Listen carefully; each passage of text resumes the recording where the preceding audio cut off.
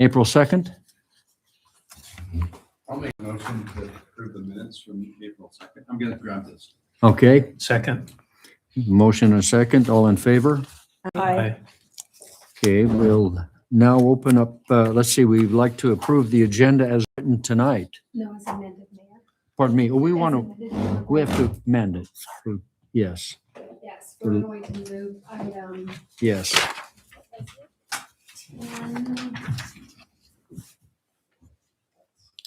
10 or 11A above scheduled delegations. Okay, I'd like to, do I need to make that motion? No, just recommend amendment to the agenda. Okay, I'd like to recommend an amendment to the agenda that we move item 11A to 9A. And then we just need a motion to approve the agenda as amended. I make a motion to approve the agenda as amended. Seconded. All in favor? Aye. Okay. So with the agenda adopted, we'll open it up for public comment at this time. If there are citizens out there that would like to take 3 minutes for a public comment, we welcome you at the podium at this time.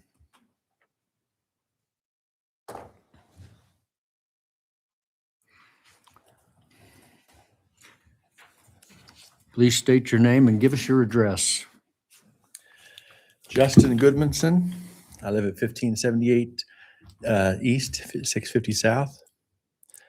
And I have a question that had been on my mind for some time. And as I pondered this question, I thought this might be something that Hiram City Corporation might consider as well. So my question that I've been pondering is, what is my standing as an employee of the Hiram City Corporation? And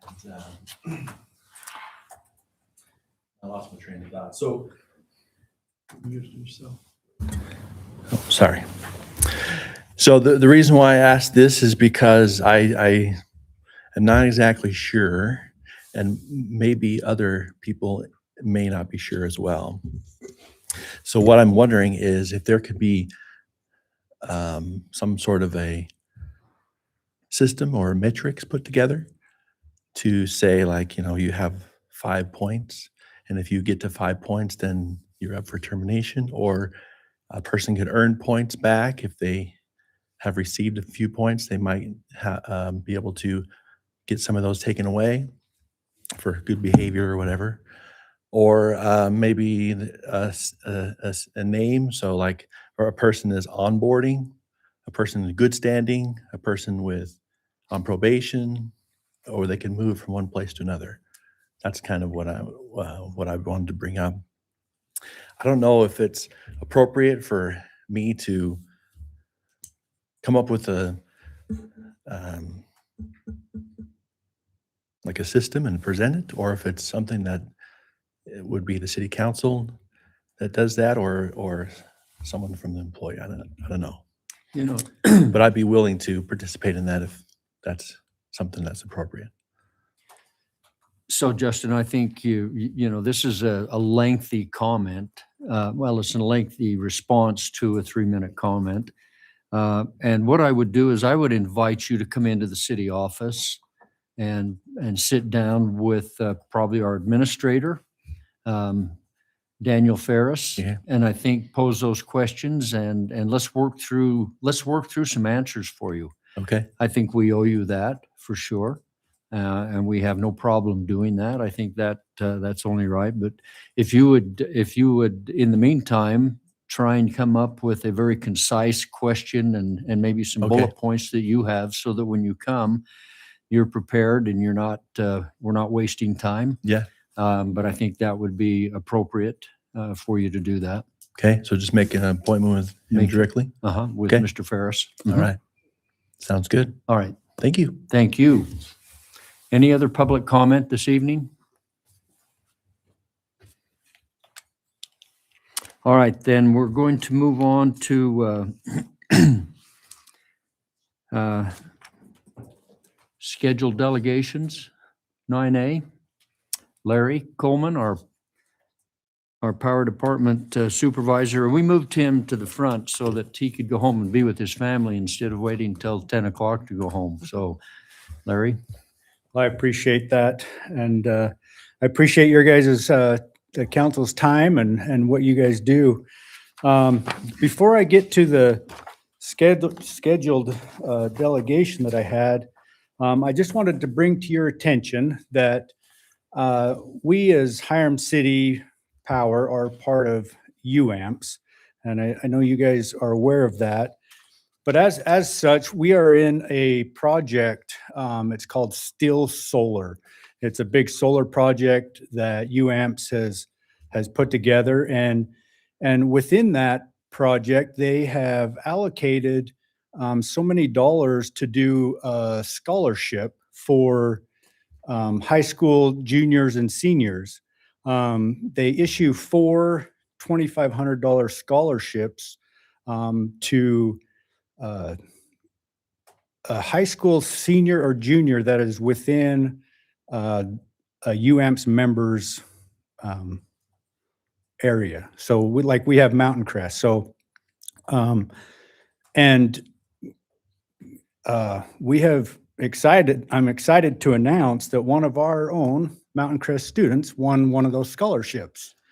So Max Phillips is a student at Mountain Crest, and he won a 2026 UAMPS Still Solar Scholarship for $2,500. So anyways, those will be presented. UAMPS will be hosting a dinner for the scholarship recipients, and that's when they will present those scholarships to them. And then I will also be attending a breakfast here at Mountain Crest where they'll give him a certificate and congratulate him and, recognize him there. So it's pretty exciting. Anyways, I just wanted to let you guys know that. So Is, Larry, is that information found? Where would a student find out about that, or an individual, a family? So every year, UAMPS puts together packets to send out to all the high schools within a member's jurisdiction. And then we as representatives to UAMPS Board of Directors, we also pass that along. So we include it into our newsletters, onto our website, and then it's posted in the high schools. And then UAMPS also contacts the person that's in charge of scholarships in the high schools. I don't know what they Resource officers. is. Yeah. Anyways, they make personal contact with them and make sure that they're aware of it. And so these students have hopefully multiple opportunities to see that and to be a part of it. So Good. What's That's their great. criteria, Larry, to qualify for the scholarship? yeah. So I had it written down so they have to have maintain a 3.0 GPA. They have to reside in Hiram or, attend Mountain Crest or other UAMPS participating city. They have to write a 500 to 1,000 word essay on how their field of study will promote smart energy generation, either by research or participation that way, and be a U.S. citizen. So, but Very cool. those are the requirements, but yeah, so pretty neat. So Yeah. it's neat that one of our own was able to be awarded one of those. So anyways, so moving on, I'm just here on behalf of UDOT. They've requested that they would like to have a power connection up Blacksmith Fork Canyon, either near AJ Park or up by the dam, where they can put a UDOT camera, so they can see the road going up and down the canyon, to monitor traffic, weather conditions, just things that they need to monitor. And so they've proposed a couple of different sites. They initially talked about having it down by AJ's Park, but then it was a little bit too shaded with trees and stuff. And so they wanted to move it up the road, up near the dam where they could see a little bit better. So currently they have a portable camera up there that runs off of solar, and where it's at, like during the winter time, it doesn't see any sun. So their battery drains every 2 to 3 days. They have to go back up and charge it. And so they're just hoping that they can get a permanent connection to install a camera there. It will all be paid by them, all the infrastructure, the connection, the impact fee that we'll charge them. So there won't be any dime to the city as far as that goes. So Will we be able to access that? I think so. It will be on their UDOT site. On the UDOT So, site. yep. So I don't know if you've been on the UDOT traffic, Yeah. but you can access all their web cameras there. It'll be one of Okay. those. So. Do we so- know, in terms of the camera here, because it is going to be powered, is there a reason why they wanted it here as opposed if it's going to be powered somewhere else? Is this a stretch of road that gives more visibility at a longer length, or what was the reasoning behind this specific location if it's going to be powered? What's the reasoning? Well, I think they wanted to monitor the lower part of the canyon, like at the mouth, which I believe they have a camera already at the intersection of 8th East and Main Street in Hiram. But then they wanted one kind of midway up the canyon, and then they'll have one up at Hardware Ranch as well. So I think they just want to have, they kind of chose like kind of midway up the canyon just so they could monitor the weather conditions and stuff kind of halfway up the canyon to know whether they have to send snowplows up and wind and that kind of stuff. So Hey Larry, are they gonna be hooking into the new underground cable, or are you having them hooked to the overhead power and then switch when we get done with that? it'll be hooked to the new underground. So where they're proposing it right there, we'll have a underground transformer placed there because we have to have power there for our hydro and dam operation right there anyway. So they'll just tie into that underground transformer there. Because we don't have that turned on yet, right? Not yet. And then but- what's our target? We should be there. So they're currently up there working. They're about halfway to hardware. They should be done with that this summer and into the fall. But we'll have this section powered up relatively quickly because I mean we've already got wire to that point. So we're within a couple of months really to Got it. get power to it. So but Good.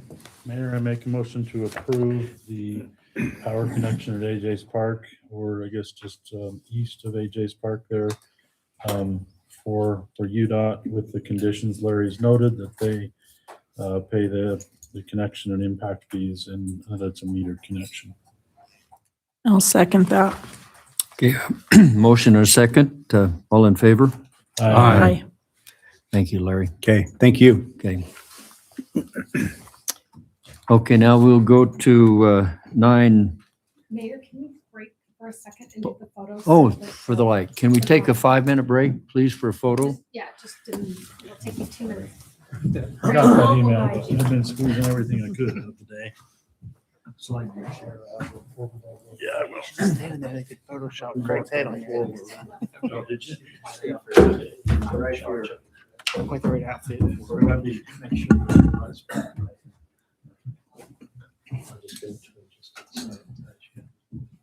You need that chair moved, Kim? No, it's totally fine. That's great. You just a teeny bit in the middle, especially while the chair's there. Okay,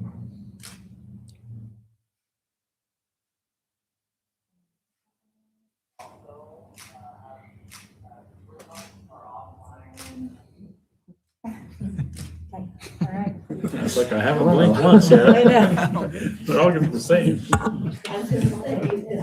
Thank you.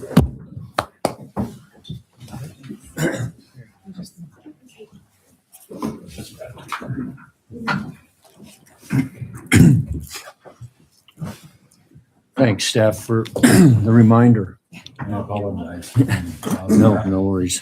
Okay, let's move to, excuse me, 9A. Annette Francis to discuss approving a new permitted use in the C2 overlay zone to allow for small-scale cottage housing designed to provide attainable owner-occupied housing through an innovative cooperative ownership model. Annette. Okay, I'm just trying to get connected, so I apologize. There we go.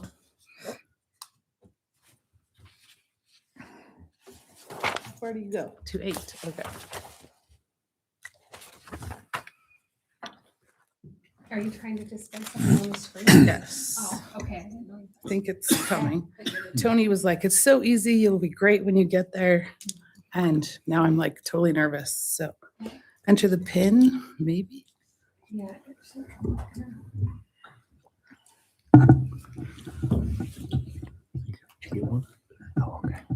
Yeah. Did it work? Okay.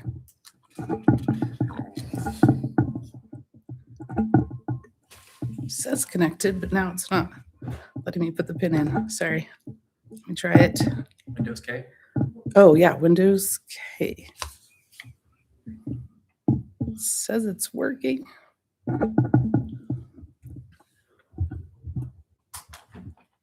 Do you want to come do it for me? I don't know what I did wrong. So I'll just kind of start. I put this, I'd like to clarify just basically my goal here tonight. I initially talked to Tony at the city offices, unless I connected to the wrong Wi-Fi, because that's the one I connected to. So maybe disconnect. Or... Yeah, connected that one. Oh, okay. So I no longer own the property on Main Street. It was sold yesterday to someone I don't know. I don't know their purpose or their use.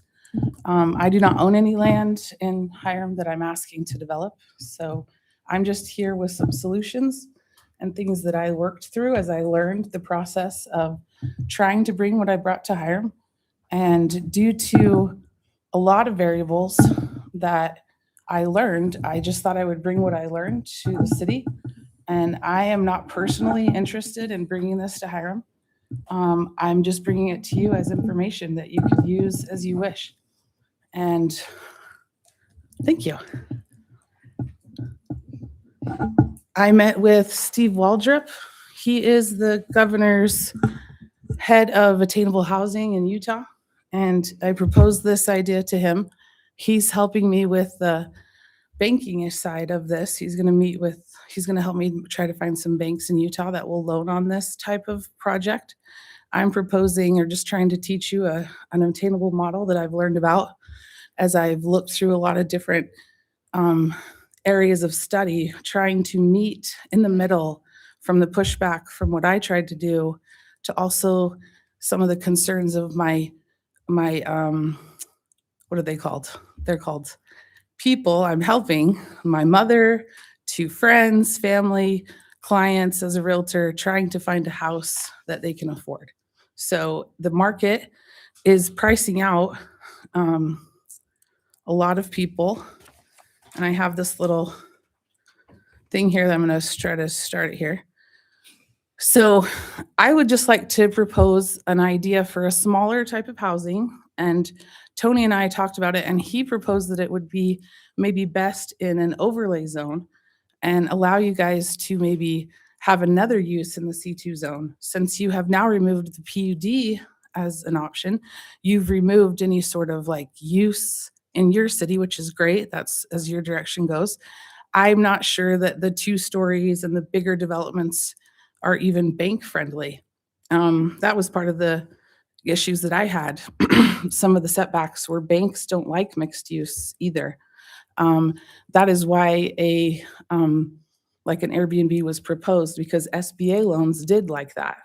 And they were willing to loan on it when nobody else was willing to loan on seniors being above.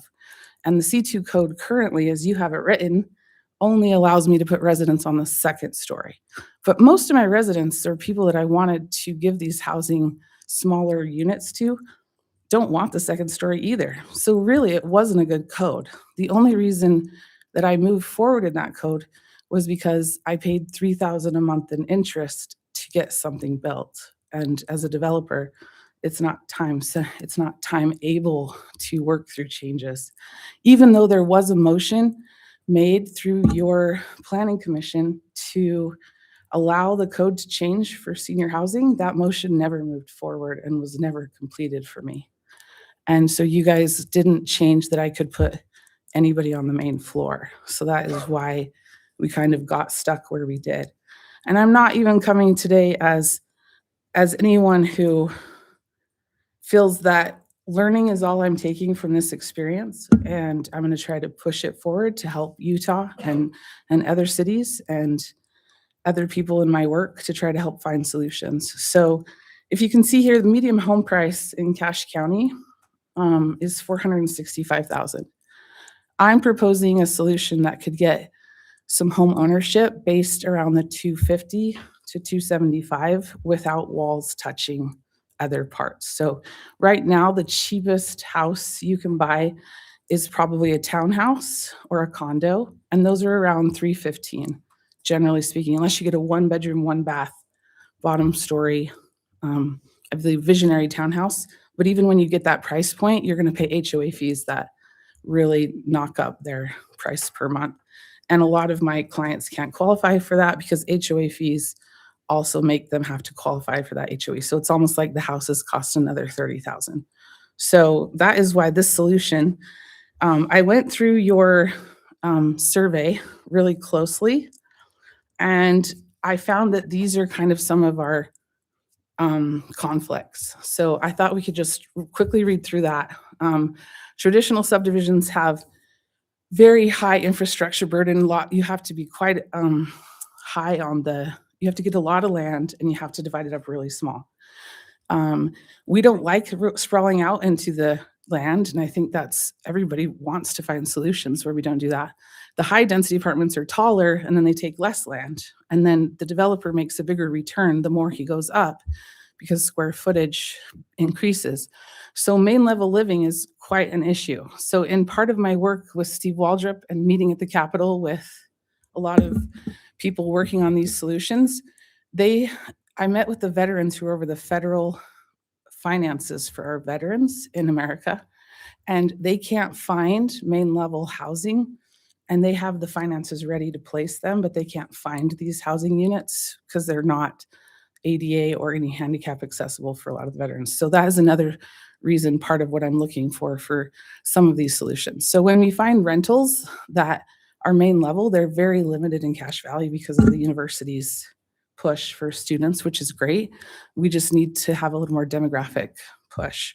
So in the cooperative pocket neighborhood that I'm proposing on a half acre, I have worked through that you could have one unit, one tax ID number. You could put 8 small little cottages, 700 square feet, 1 to 2 bedrooms, depending on that, where you would have no Airbnbs, no rentals. It's only owner occupied, and they would own the co-op as a community. These have been being done all over America, just not in Utah. There's one that's in Michigan that has been running since after the war, over 60 years. They are, let me show you this one. They are on markets. This is an example of a co-op in Ann Arbor, Michigan. It's $185,000 when if you went out of that co-op neighborhood, that owner owns the housing part of it. I mean, they own a share in the co-op. And this bank, the National Cooperative Bank, was created to help people get those shares as a lending option. And that's what I'm working with Steve Waldrop. So you can kind of see that there's banking solutions. So just as a solution, as you guys go to redo your city zoning, I believe that the code could be written specific to C2, so it wouldn't reach out into your residential. You could allow a developer to come in after you've written the code, and then the developer knows what you want. It might cause a lot less conflict, might break up communities a little less and friendships, and I would advise that as you do this, you allow possibly those who don't agree with the angry or more vocal part opposing things, that you might allow them a silent way to give you their opinion. I've personally experienced a lot of personal support, but my friends are scared to say they know me for what I went through and trying to bring this to to your town.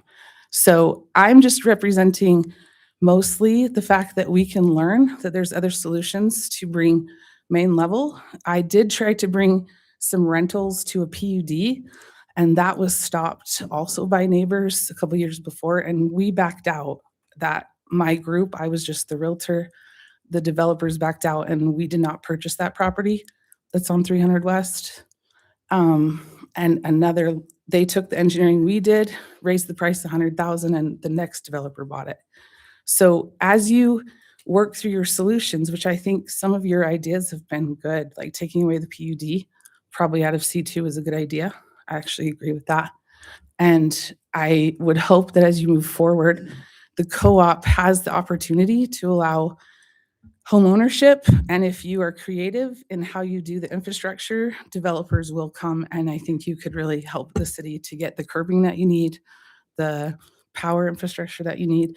And you can put smaller affordable homes in smaller density and smaller little pockets. And you could set the landscaping and some of the things that you want done that would allow like brick and cute cottage looks and things that look like the neighborhoods do, and not the type of straight up box that I believe it makes our communities not understand each other for the needs that we're trying to meet. And I'm just trying to bring some solutions today. And hopefully as you look through I left a video and I just kind of want to share, if I have, am I out of time probably? I think this is worth sharing. I've seen Okay. this video, and I think it's something our council absolutely should see. So Okay. that's okay, Mayor. Is that okay? Very long. Yeah. You know, what happens when a small town, one that people love for its charm and quiet way of life, suddenly finds itself right in the middle of a major... Whoops. There you go. Oop. Did I just mute it? Okay, I was trying to turn it up, but can you tell I'm nervous? Well, that's exactly the story unfolding in Hiram, Utah. It's this classic, really tough challenge. How do you grow without losing the very thing that makes you special? So let's get into it. This one sentence right here from a city report, it just nails the whole issue. This isn't just about spreadsheets and zoning laws. No, it's about a feeling, a way of life that people are truly passionate about and want to protect. And just look at these numbers. This isn't some transient town. Over a third of the folks here have been in Hiram for more than 20 years. And when you add the people who've been here 10 to 20 years, well, you've got a solid majority with really deep roots. Their investment in the town's character isn't just an opinion, it's personal. So it's no surprise that when the city asked for feedback, the same themes came up again and again. People are really worried about losing that small town feel. They're pushing back hard against big, high-density developments. They're worried about affordability and traffic, and they are desperate to protect the open land that makes Hiram, well, Hiram. Okay, so here's our roadmap. We're going to start with Hiram's big dilemma. Then we'll look at a really interesting idea that offers a different kind of density. We'll break down exactly what a pocket neighborhood is, and this is the really cool part, how cooperative ownership works. And finally, we'll circle back and ask, could this actually be the answer for Hiram? So yeah, this is the big question. It's the balancing act that Hiram is trying to pull off. How do you welcome new people and build the homes they need without completely destroying the reasons people fell in love with the place to begin with? And let me tell you, this is not just some small vocal minority. In the city's own survey, the phrase small town feel was brought up as a top concern 67 times. That is a loud, clear, unified voice telling city leaders exactly what they value most. So the real challenge here isn't just about pouring concrete and putting up walls. It's about figuring out a way to build that actually strengthens the community's values instead of chipping away at them. It's a tricky puzzle for sure. So how do you even begin to solve a puzzle like that? Well, faced with this problem, a really new idea has been put forward. And no, it's not another giant apartment complex, and it's not another sprawling subdivision. It's something else entirely. This is the question, right? Is there a third option, a middle ground between endless suburbs and towering apartment blocks? Is there a way to add homes that feels, I don't know, a little more human scale, more like a village? And this might just be the answer for Hiram. What you're looking at is a proposal for a pilot project. It's a cluster of small cottages built around a shared green space, and this is key, it's all under a totally different ownership model. It's an attempt to create what some people call gentle density. All right, let's unpack this idea because it really has two main parts. The first one is all about the physical design, the actual layout of the homes and the land. That's the pocket neighborhood piece. Simply put, it's about building a small community on purpose. So instead of every house facing the street with a big garage out front, the homes face each other across a shared yard or garden. Full focus shifts from your car to your neighbors. And what I love about this is you can see exactly how it works. On the left, there's the blueprint, right? The plan. You can see how the shared green space is at the center of everything. And then on the right, you see what it creates in real life. People hanging out, sharing a meal, actually being a community. The architecture itself is what makes that connection happen. And the Hiram proposal gets really specific with these ideas. It requires that at least a quarter of the entire property is usable open space for everyone. The little cottages have porches to encourage you to sit outside and say hi to your neighbors. And check this out, the parking is tucked away off to the side. So the heart of the community is for people, not for cars.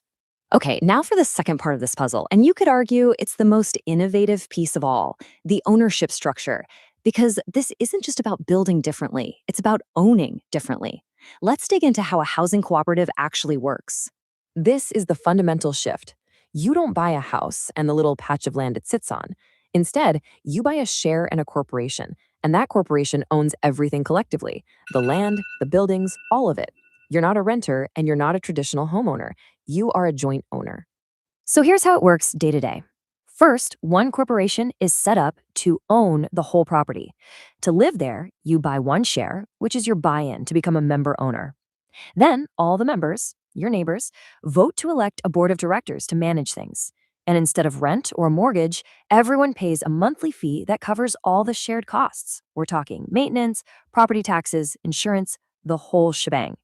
It's a completely different way of doing things. And this comparison just lays it out so clearly.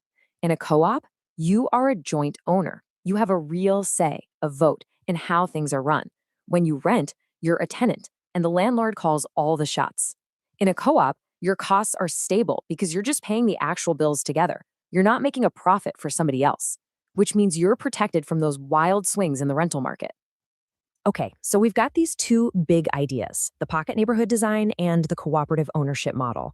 Now, let's tie it all back to those specific concerns that we heard from the residents of Hiram. This right here is where it all clicks. Residents are against high density. Well, this pilot uses small cottages, not a giant apartment building. They're afraid of losing that community feel. The whole design is literally engineered to build community.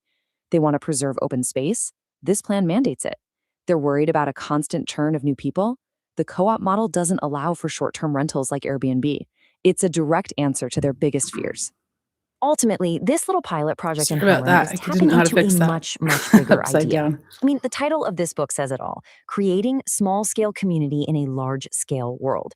It suggests that maybe, just maybe, the best way to handle growth isn't to just build bigger, but to build smarter and to build more connected communities. Which really leaves us with this final question. I mean, sure, this is just one small project on less than an acre of land, but could this experiment, this mix of smart design and shared ownership, actually show us a new way forward for towns like Hiram that are trying to grow while still holding on to everything that makes them special? Okay. So basically, I'm good with whatever your opinion is. I don't need anything tonight from any of you. I mostly brought what I believe is the solution after much hitting my head against a lot of the brick walls. And I lost a lot of money and friends over this, and I hope it can help for something good in the future. And that was why I came here tonight. Thank you, Annette. So I don't know, I mean, this is a presentation, but I just, before we go on, just in the interest of what was shared there, that is a very, I'm excited to, Annette asked me about it, first of all, so I was aware of that. I immediately in my mind, a couple of opportunities in Hiram to do something like that came to my mind. But I think that affordability is, we continue to say we want a small town feel. And for a lot of people, that is fewer townhouses or apartment buildings, which a lot of the apartments wouldn't really be higher density. You're looking at medium density. And that may not be what Hiram wants, but affordability is important. Every year, for how many years now have we done the moderate income housing plan, Todd?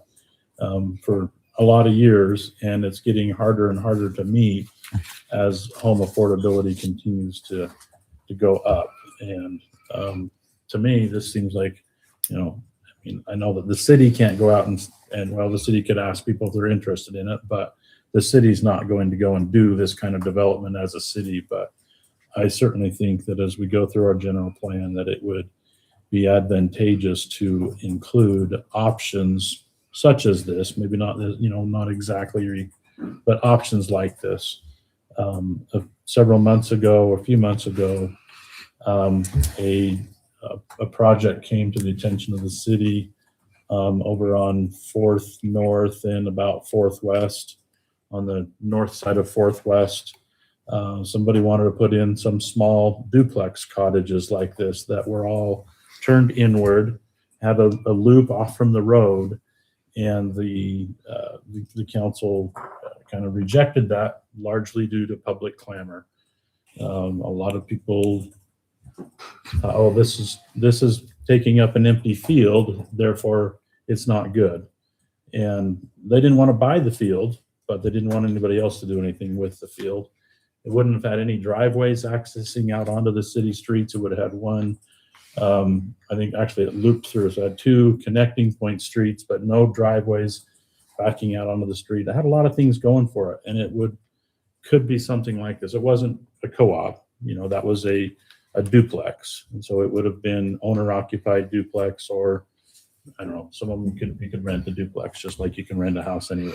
But I think this is something really we should look at, and that really our general plan should allow opportunities like this. Sorry. I thank you, first of all, for your presentation, Annette. And I know that there are cities that have adopted this. Maybe not the co-op specific, but certainly the small home, the attractive home with the green space out in front. Bozeman, Montana, for example. I know Bozeman is I think a leader in innovation when it comes to building affordable homes.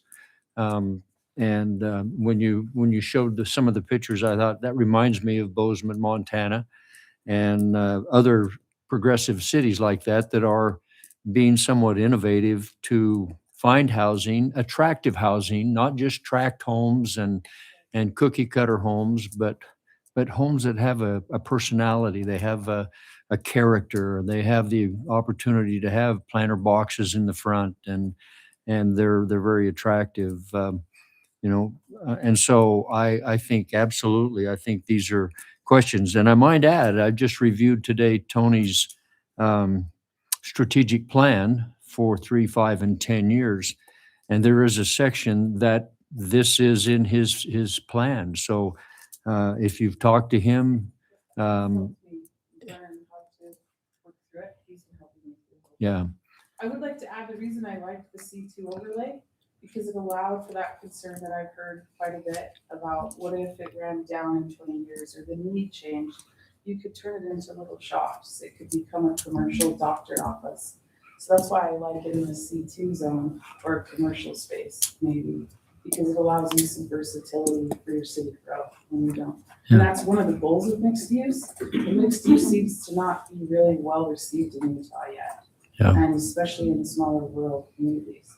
So what I'm sharing with you is just the pushback and the lending pushback and all the pushback that maybe as you find those solutions and they're feasible for developers, the biggest goal would be that if you make every duplex an individual tax ID and you charge them an impact fee for every unit, you're losing all of the savings.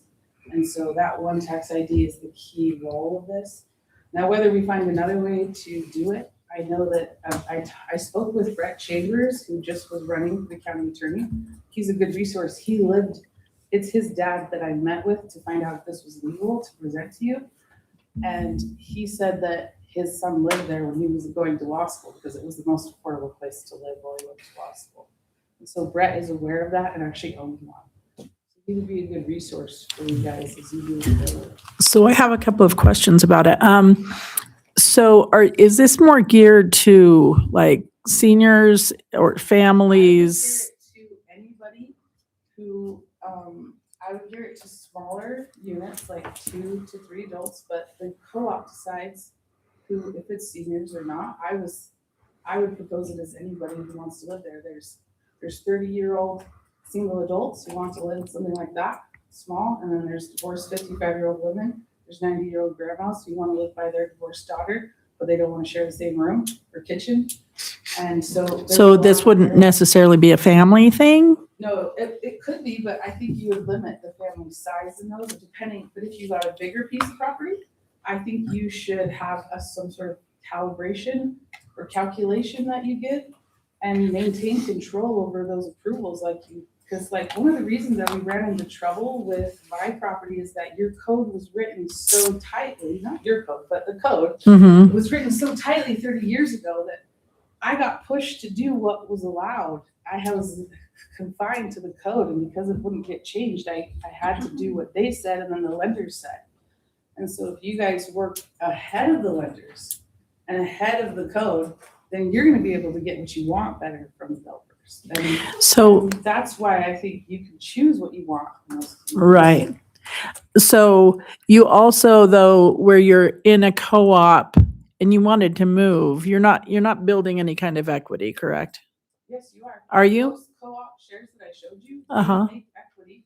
Oh, I okay. list them on the MLS. They are listed by realtors. Okay. They don't hurt the resale of anybody else around you because they're not in the same class. The appraisal would not use the same values in the appraisal. And they have been on the they're on the market in Ann Arbor, Michigan. And it just is labeled co-op when it's listed. But Brett Chambers made $20,000 from his 3 years in equity.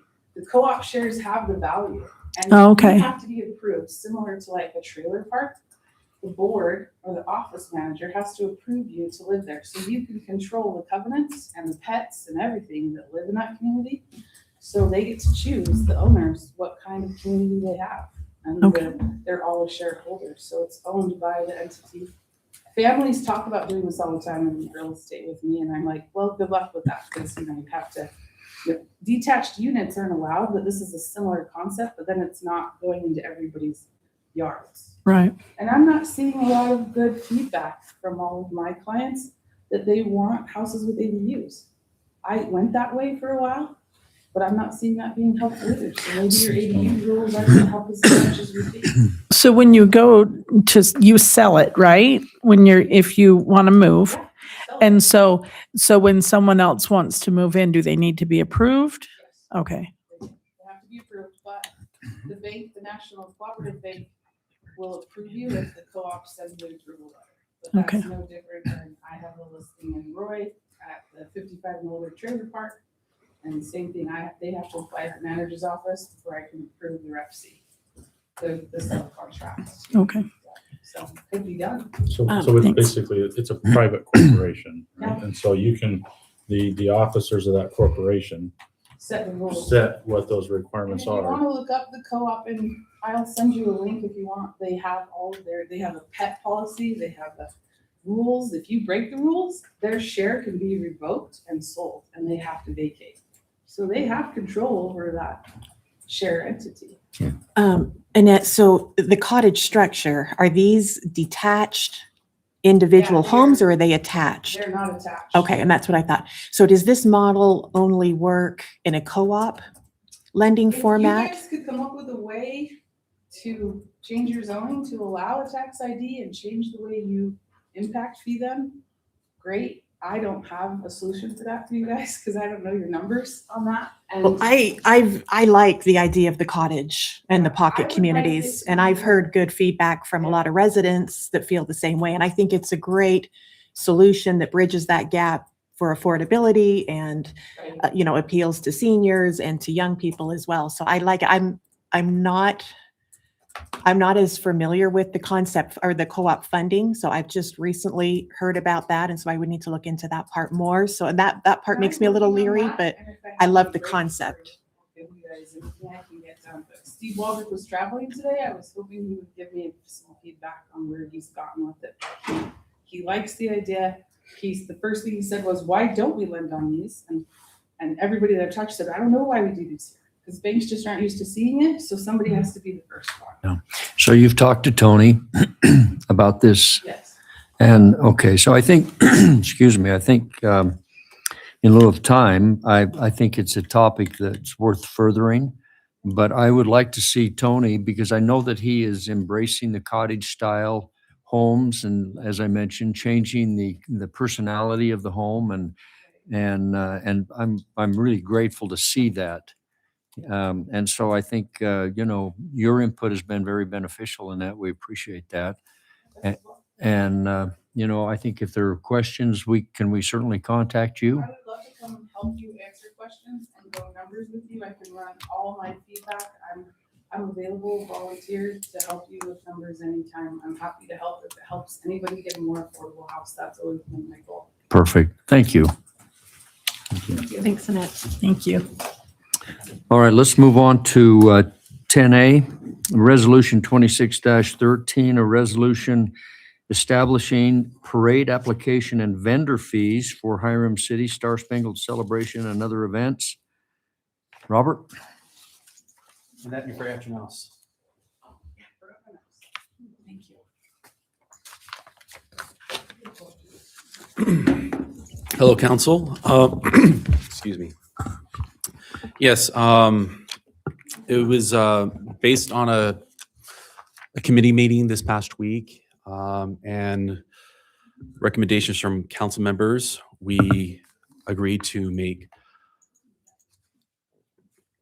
parade fees for non-Hiram resident commercial. So anyone that it is not there, anyone that's a Hiram resident can come and participate in the parade. And any groups that want to can, but the only time we would charge a fee would be for non-resident commercial businesses. Additionally, we have food trucks, and I would like to do food trucks in the park and have vendors in the park for farmers market type event. I would like to have a fee structure set for that as well.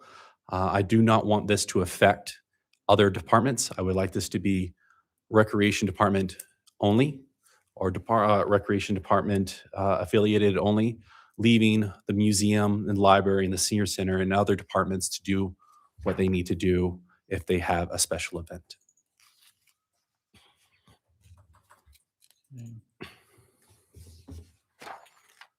Thank you for listening to some of that feedback. We appreciate that. And I think that's explained. At least the museum department has utilized food trucks not on a lot of events like you're looking at, but on occasion, and a lot more return than just $20. Right. Based on the arrangement we have, but that doesn't work everywhere. And Agreed. So I think that this is if you're just looking at someone coming to a ball game or something like that for a food truck or other vendors, this makes a lot of sense. But for certain types of events, there's other alternatives. And I think I agree. I appreciate you, coming with this recommendation of what works for your type of events and allowing other departments to still have flexibility to work with partnership arrangements or different aspects. So thank you. So Robert, I have a question. Yes, sir. When we charge for non-resident commercial entity $25, are there requirements, are there stipulations that we put in place on outside non-resident commercial as far as participating in the parade? Stipulation as far as, I mean, can I just bring my cement truck from Paradise and pay $25 and be in the parade? So, yeah, I can answer that. Oh, okay. So one of the things that we talked about, in addition to the fee for non-Hiram business commercial, all participants, whether commercial or non-commercial, they had to meet two things. Number one, they needed to display prominently the American flag, and it had to be in proportion to whatever vehicle or whatever they're doing. So for example, if you have a big water tank, the flag can't be like 2 by 2. It needs to be in proportion to what that is. The other thing is that the other requirement would be that they display in some way the theme of what we come up with. So those would be the two criterias to participate in the parade. Number one, an American flag, and number two, display prominently the theme of what we decide on. So those would be the requirements that would go out that Robert would send. Okay. And that would be on the So, parade application. Correct. Yes. Yep. so I have a question. So I have seen in the parade, you'll have a business and they'll have 3 different vehicles from the same business in the parade. Is it $25 per vehicle, or is it just a $25 for that business? My understanding is what council wanted was to have it $25 per vehicle. Okay. And previously, if I remember correctly, Steve Adams was over the parade, but I believe we did not have a charge for the first vehicle, and we discouraged multiple vehicles from a company, but we charged for subsequent, like second or third vehicles. There was a nominal charge. Is that? I remember I discussed that. I'm not familiar with any past fees in regarding to the parade. Okay, I know we had a lot of discussion, and Steve worked on it quite a bit to try to cut down the number of vehicles from any one particular parade. Last year, when I was helping with registration for the parade, we had one vendor that was trying to put 5 vehicles in it. And I was like, called him up. It's like, your limit is 3. That's all you can do. Your limit is 3. And as far as I'm aware, they followed that instruction. I was looking today at the Raspberry Day Parade and their requirements, and it's very similar. You know, they require all of their vehicles to be, unless it's like an old car, I think prior to 1970, it has to be decorated with the theme, with some sort of decoration and flags included. And I think they limit it to 70 vehicles total. So they do put a cap on it. But, you know, it's the same where if you're going to enter it into the parade, you've got to decorate the vehicle. And that's one of the qualifying factors to be included. So I like that. So does this resolution need to have those requirements, or can those just be I think this is more monitored the, and changed? yeah, this is more the fee structure. I think that can be handled by on the committee or application. whatever? And the fee structure for food trucks and the vendors on the square were based off of past numbers. We just added electricity. If y'all would like to see a different fee, that is up to council's discretion. I'd like to just make a couple of comments in regards to the parade. If I ask you, how much does it cost to operate a parade here in Hiram? I doubt anybody would have an idea. I kind of had to go do a little bit of math and checking and come up with what I thought were costs. I know we would probably have the cost of cleanup. That's one thing. We kind of have police officers that are here helping us set up traffic and stuff. And so I called Chad Jensen and I said, how many officers do you send for the 2 hours or 3 hours? And he said, about 20. And in doing that, he told me that their hourly rate was about $56. So that's about $2,500 if it was at 20. And I look at some of the other costs that we may incur. We actually have people register, and people, I know they can do it online, but we had people doing administrative type things to get the parade going. And so I think it's easy to say that $2,500 is what it's a minimum probably to have a parade. And I like a parade. What? We spend that much in candy. I know we do. And we love it. I'm all for it. But I think when I first got on the council, I said, why don't we try to run the city as a business? And if there's places where we have expenses, can we do something to recoup some of those costs? And so I appreciate that we went from $0 to $25 for non-resident businesses. I don't think we should charge our citizens if they put a float or do something. I think bands ought to be free. I think nonprofit organizations should be free. I think there's all kinds of things that I think ought to be here. But I think when we have businesses that are making some money and they are advertising, I think this is a parade is a great way to advertise. My wife was showing me some pictures today and of our grandkids and watching the parade, and there was all kinds of trucks, with just driving a van down the street, no flag, no nothing, and it was just their commercial vehicle. I appreciate that you guys have said, hey, let's go with a flag and a theme. So kudos to that. But I think all they're doing is driving down the road and getting free advertising, and sometimes through the city, on each side of the street, there's 6 to 8 levels deep of people.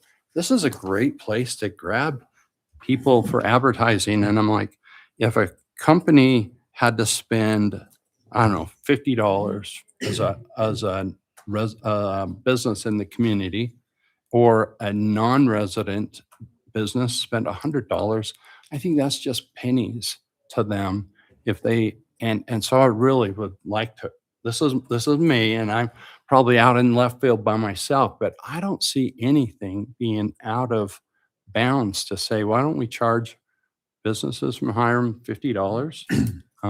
Our residents, if they do something, or nonprofits, they're free. If it's an outside of Hiram business, we charge them $100. And I'm not trying to make money. I'm just saying that we have some fee or costs, and can we recoup them? $25 seems like pennies. Right now, in Cache Valley, the only parade that is charged is in Logan, and they do charge $25 per entry.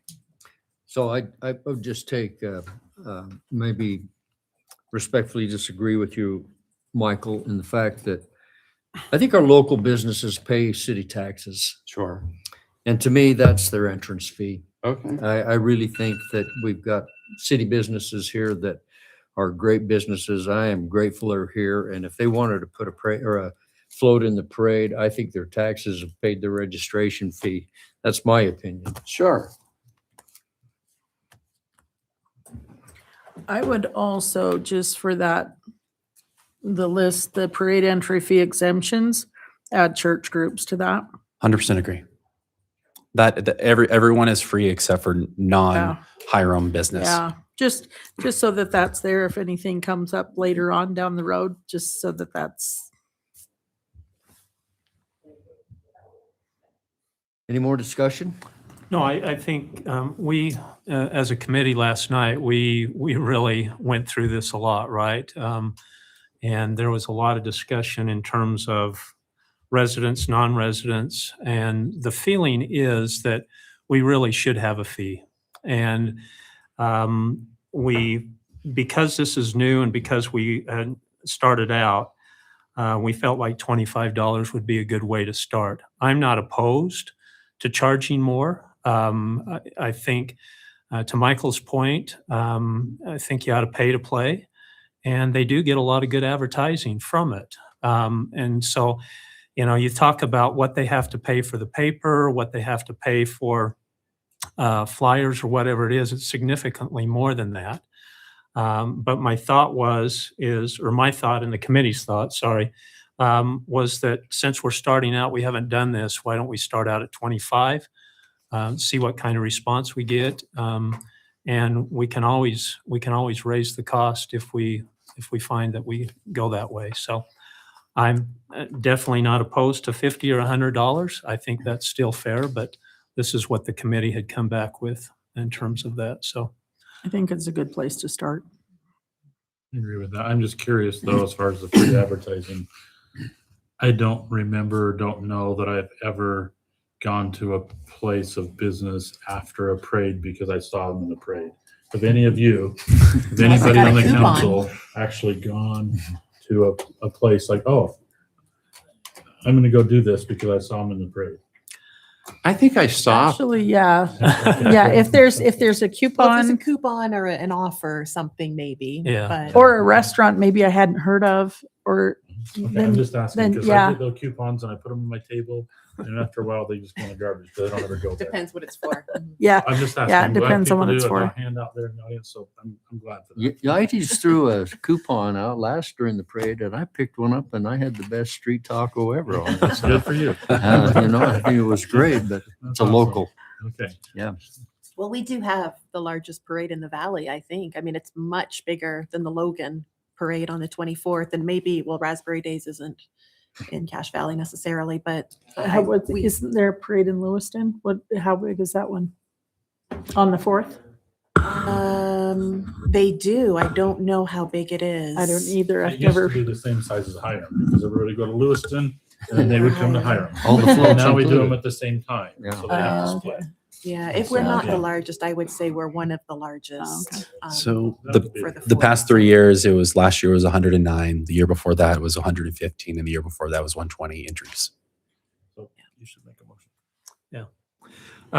I move that we accept the resolution 2613 establishing a fee structure for parade entry and vendor booths and participation at city markets and events as outlined here below, with the understanding, as Naylin brought up, the church groups would not be charged either. So really, it would be non-Hiram business, commercial entity, $25. Everybody else would be, the fee would be waived.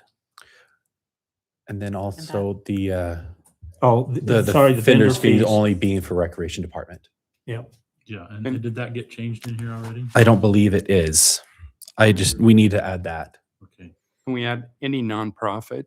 I mean, they could be a Nonprofit is free. business, but nonprofit should be free. Nonprofit is free. I'm sorry for interrupting. Yeah. On the vendors? Correct. So this is a resolution, so we actually have to put that wording in the resolution. And so I would suggest as a friendly amendment to the motion to include after item 3 vendor fees, that vendor fees apply to recreation events only, and that, what was the other thing you were just saying? The recreation and recreation-based Recreation-based events. events. And then there is something else you just said. Oh, the nonprofits are not. The nonprofits are exempt from the standard fee. I'm sorry, I made a mistake on this resolution. It's not a problem, Robert. Do you accept the motion amendment? Yes. And we have a second? Oh, A second. Rebecca Okay. second. Okay, let's take a roll call vote. Councilmember Folger, Aye. Councilmember Michael Nelson, Aye. Councilmember Naylin Nelson, Aye. Councilmember Craig, Aye. Councilmember James. Aye. Motion passes. Thank you. Thank you, Robert. Let me just add too, well, you can sit down. This is directed at everyone on the council and you as well, Robert. But, it's refreshing to me to walk in at 6:30 at night and here's a citizen committee, a large citizen committee holding a meeting on the 4th of July celebration. I think that's how it should be. I think getting our citizens involved and a part of our celebration is a healthy thing for our city. So thank you, council members, for spearheading that and putting So, some effort into Steve, that. can I add to that? Please. I was a little nervous when I called the meeting and I was sitting there at 6:00 thinking, okay, is anybody really going to show up? And we did. We had a great group of people that showed up last night. We were there for 2 hours going through this parade. So I'm really excited about it. We want to do some new things, make it really good. But I really, to your point, appreciate the support from the community and how well they're engaged in this. So it's Great committee. And Thank they've you. come up with 31 31. suggestions Yeah. for parade themes and celebration themes, which I think I forwarded to the council to Yeah. narrow down to 3. But yeah, a huge response Yeah. back from the So- committees. Yeah, and the excellent. citizens. Mayor, may I just Please. please make a or not a motion, an item of note of whatever. On that resolution, the electric fee was brought up, and he says, what do we do with the electric fee? Do you want to change it? Do you leave it? I think that in light of some of the things that Larry has talked about in the past with electrical and providing electrical to some of these things, when the youth market comes in and they're over on the square and they want to start connecting a bunch of crock pots and warming ovens and things like that into the outside electrical things on the civic center, running extension cords out through the building and things like that. I think that this number 4 administration, I think that this gives a lot of latitude and authority to the staff to say, no, we're not going to do that for certain types of events. And maybe there's just larger events where, if there's one food truck out there, I don't think that the city should be going out there, and because they don't leave that electrical system on all the time. It's typically off for safety reasons and things like that. When you turn it on, you have to go through and test the underground electrical connections and make sure the boxes are all safe. And so I think that this just I think it should be clear that city staff has in my opinion, this is an administrative thing, but they have the opportunity to say whether or not that $10 is going to cover going out and turning the power on, or if they want to just pass on those things. So that's my opinion on how that should be incorporated. If you have one person comes and says, oh, I'm going to pay $10 more and I can guaranteed electrical, I think that's up to the staff to determine. Yeah, I would agree with that. The idea was to have this for if someone plugs into our electrical system. I'm not looking to do anything with charge the Cache Valley Kids Market anything. Right, I know that. I'm just using that as an example because that happens every year. They want to come in and we've got 8 or we've got 10 people that need to plug something in. Right. Their 3D printers or whatever else they've got there. And Robert's tries to be really tactful and accommodating in things, but it's something that you have to just make sure that it's kind of kept in check in some situations, probably. Yes, I know there has been some. Not that it's that group. I'm just saying. Yeah. So I just want to make sure that I'm not going to be charging the Cache Valley Kids Market anything. So I wasn't implying that. It's just that that's a group that comes to mind.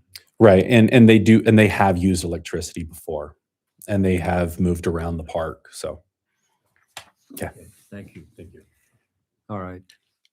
Let's move on to 10B, Resolution 26-14, a resolution encouraging outdoor water conservation and providing for potential outdoor water restrictions in response to drought conditions. This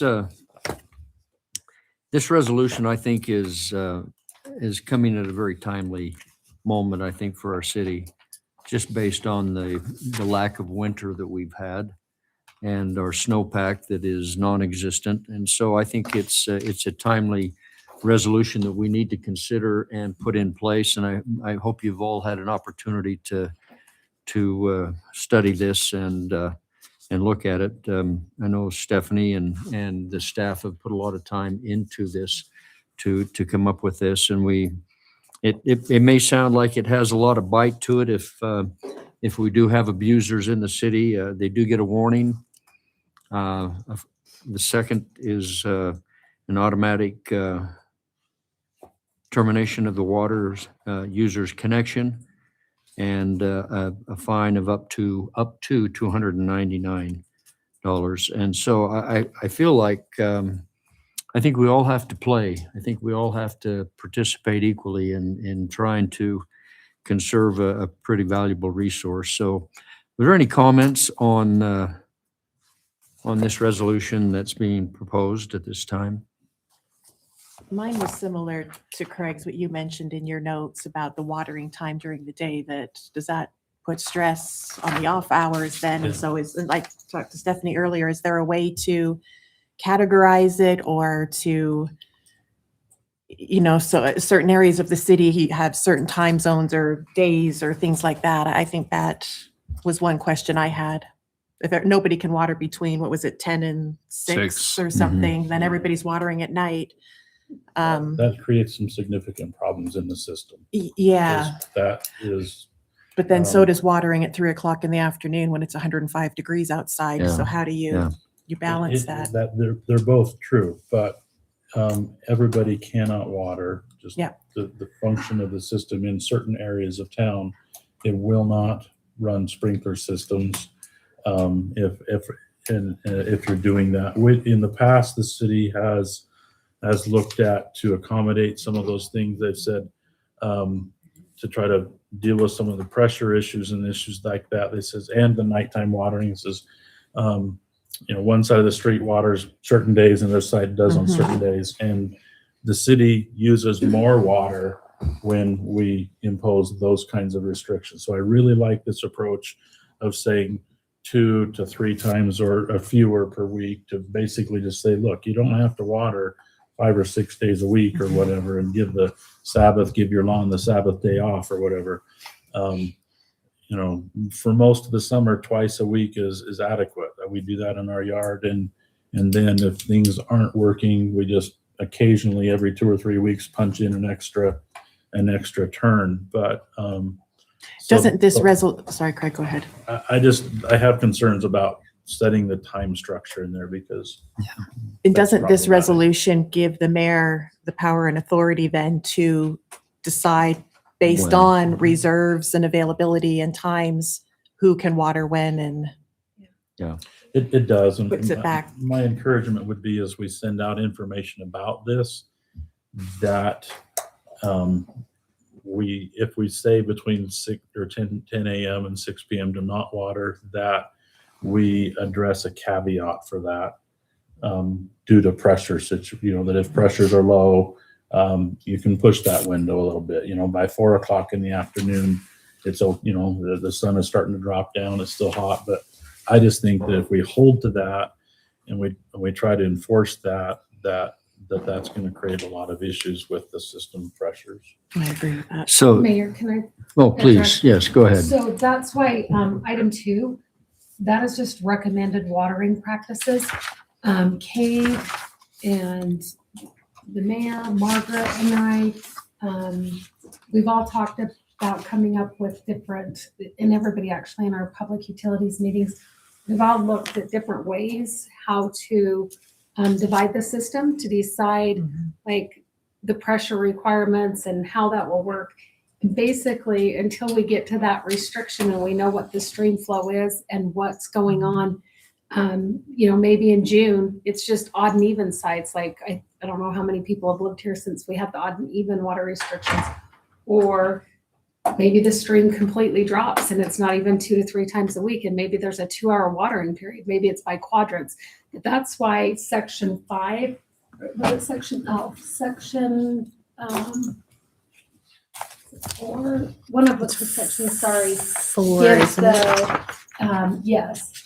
it gives Or- the authorization to the mayor to determine when water restrictions are necessary and to establish the type and extent of such restrictions based on existing water conditions. Because you're right, Councilmember Rasmussen, that was one of the things we said, like, if everybody tries to water at one time, the system wouldn't have enough pressure. So it's just based, these were just ideas and recommendations on people to conserve water. But when the actual water restrictions are put into place, that will be up to the mayor to decide, and the most likely Cade and the water department to tell us how their system works best. Yeah.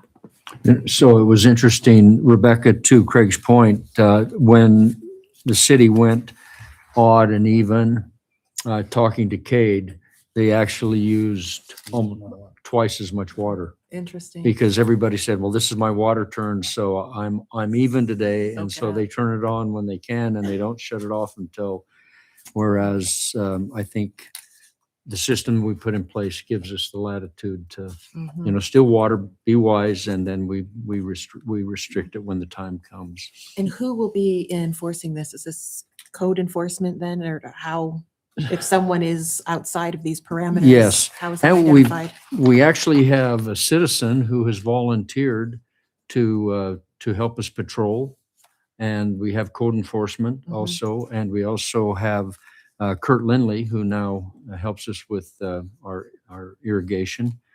So we have 3 individuals who will actually be patrolled. Responsible for keeping track Yes. of it. Uh-huh. Okay. So, Michael, I'm sorry. Yeah, I actually had a question. Mayor, if you were the mayor for the rest of your life, I'd say, perfect, let's just leave it the way I it spent is. 3 months, Michael. I got 4 years to go. You're going to get so sick of me. So, no, what I'm going to tell you is in 4 years, there's going to be a new mayor, and in 4 years, there could be another mayor, and we don't know. There will be another mayor in Yeah, 4 years. yeah, Craig, okay. or Michael. I'm good with that. So I think what I'm saying is, if that's the case, we don't know their policy, their demeanor, how they'll be. And I think that you're a very fair person, and you would listen, and you'd make a very good judgment on when the water, it's time to go into restrictive mode. And I don't know that I would feel confident in somebody I don't know down the road. And so I wonder if we could modify that a little bit. As long as you're here, that's the way it goes. But no, I'd like to say, is there a way to write this so that it has maybe either the council kind of says that this is the time. I'm not going to be on the council in a couple of years, maybe have a or time to revisit it, Can or I answer that? yes. So the city code sets forth the restriction that says you are allowed to, the city is allowed to set forth water restrictions for droughts, system maintenance problems, etc. But in order to do that, the mayor, with advice, with the approval from the council, has to proclaim that there are water restrictions in place. So earlier today, when I was talking to Councilmember Asmus, we were talking about the same thing. So if you notice this resolution, it's saying drought conditions in 2026. The ordinance states you have to put, the mayor has to proclaim the water restrictions. So by approving this resolution, it's similar to a proclamation. He's proclaiming that we're in drought. So it is only good for this irrigation season, because otherwise the city code would have just said you're entitled to put water restrictions whenever you want, without saying proclaim a drought. Or Okay, proclaim water so restrictions. in 1 year from now, the This mayor would have to resolution won't exist. would have to put another April 16th, resolution in place. 2026. Yes. And then when you retire, Mayor, that the same thing would have to take place. Yeah, and I think it Yes, anytime states we right, have drought. Okay. right there, drought conditions in 2026. Okay. Perfect, thanks. Yeah. Michael, you do have a good point with that, though, and I think it's addressed, again, as Stephanie and the mayor mentioned in here. But in subsequent agenda items with the irrigation agreements, there's wording in those agreements which are to private parties, not just to the general citizenry, uses the words, any such determination by the city shall be made in good faith and based upon reasonable consideration of available water resources and system capacity. I mean, if you really wanted to, you could put that in there, but I think it's already addressed because this is just a single For this year. resolution. Yeah. But they're, I mean, then you have to start trying to interpret what's good faith and what's reasonable, but that's legal wording to do what you're talking about. And you can be assured that I will discuss with the council before we proclaim. That's what I knew you would do that, but I'm nervous about the future mayor. Anybody else? I have a couple of people that said they might run. Anyway, okay, thank you very much for helping me Any through that. further discussion on this? Mayor, I make a motion to approve resolution 26-14, a resolution encouraging outdoor water conservation and providing for potential outdoor water restrictions in response to drought conditions with the following change of 2 words. So in paragraph number 2, this is dealing with the recommended watering practices. It's on, I don't know what page it is, page 10. In bullet item number 2, residents, because these are recommended watering practices, I would suggest the following word change. Residents west of 800 East, strike R2 and replace R2 with should generally avoid watering between the hours of 10 a.m. and 6 p.m. That would be the only change. Okay, So what addresses, will you say that one more time? 6 West? It's that right now it reads residents west of 800 East Okay. are to avoid watering Okay. Should between the hours. generally. And I would say change are to should generally, or generally Sure. should, whichever way you want to word that. But that way, again, this doesn't change if the mayor makes a proclamation, he can still amend that. But this provides the recommendation that just goes forward for water conservation. I'll second that. Change I would make. okay, we've got a second to the amended motion. Now let's take a roll call vote. Councilmember Rebecca, Aye. Councilmember Michael, Aye. Councilmember Naylin, Aye. Councilmember Craig, Aye. Councilmember James. Aye.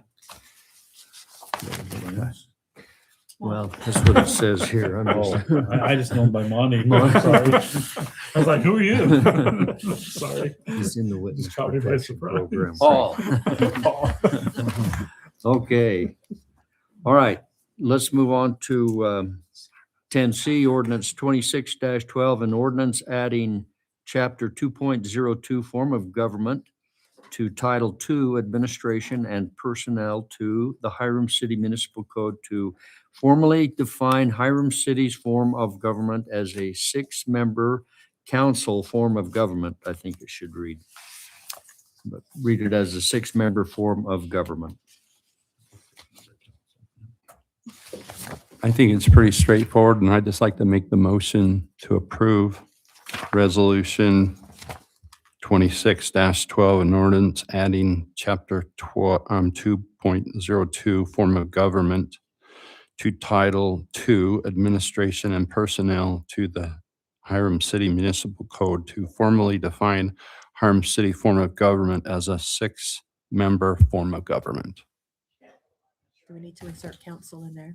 So, I have Ex-member a couple council. of those Oh. questions. So I couldn't amend the agenda, Oh. but I could amend the attachments. Oh, So okay. that you guys had the attachments. So the ordinance you are approving, as you can see on the screen, it's been advertised as the 6-member council form of Oh, government. good. Sure. Okay. Okay, so, I don't know if this is maybe getting a little bit too picky with it, but in the fourth whereas, it says whereas the governing body of the Hiram City consists of a 6-member city council, which includes the mayor and 5 city council members. I would strike city, that first city, so it's a 6-member council. So collectively, it's a council, but in that council, there's 1 mayor and there's 5 city council members. And so, Makes sense. again, that might be technical, but this whole resolution or this whole ordinance, I mean, is basically establishing what we are according to state law. And I think then in resolution 5, 6, 7, did that one get changed? 5, 6, 7. Wait, that's not the right number. What happened? I missed a Is count. it this one? Yeah, the mayor. The chief okay. executive officer, you had recommended changing. So we put. I So you put that in there and that looks Uh-huh. perfect. Yeah. And then 2 down from that, you had also recommended putting in the mayor in front of city council. It says the mayor and city council serves as. the Yes. Oh, you put legislative that in there. Okay, Yes. perfect. Sorry. So this is the second that you sent today, right? Yes. Okay. Mhm. Yes. Okay, Yes. and thank you, because in that context, the mayor, because he would vote in the case of a tie, so in the context of being part of the legislative body, even though he doesn't vote all the time, but he is a legislator in the case of a tie, so that is important to include there as well. And so if those changes were implemented, I think that would be good. Oh, let's see, do we get the zoning map out? Yes. Okay, I took the perfect. zoning map out. Okay, that's all I had, questions. Okay, So so does that motion need to be made including, To strike So- city on that fourth whereas. Why don't you go ahead and tell us? Oh, okay, I was gonna let her, she can do it. You want me to? Go Okay. ahead. Mayor, I make a motion to approve ordinance 26-12, an ordinance adding chapter 2.02 form of government to title 2 administration and personnel to the Hiram City Municipal Code to formally define Hiram City's form of government as a 6-member form of government, or 6-member council form of government, with the change on the actually, I guess it's the 5th whereas now. On the 5th whereas, to strike council where it says consist of a 6-member city council. I'm sorry, to strike city where it says 6-member city council, to strike city out of there. So it would read consist of a 6-member council, comma, which includes the mayor and 5 city council members.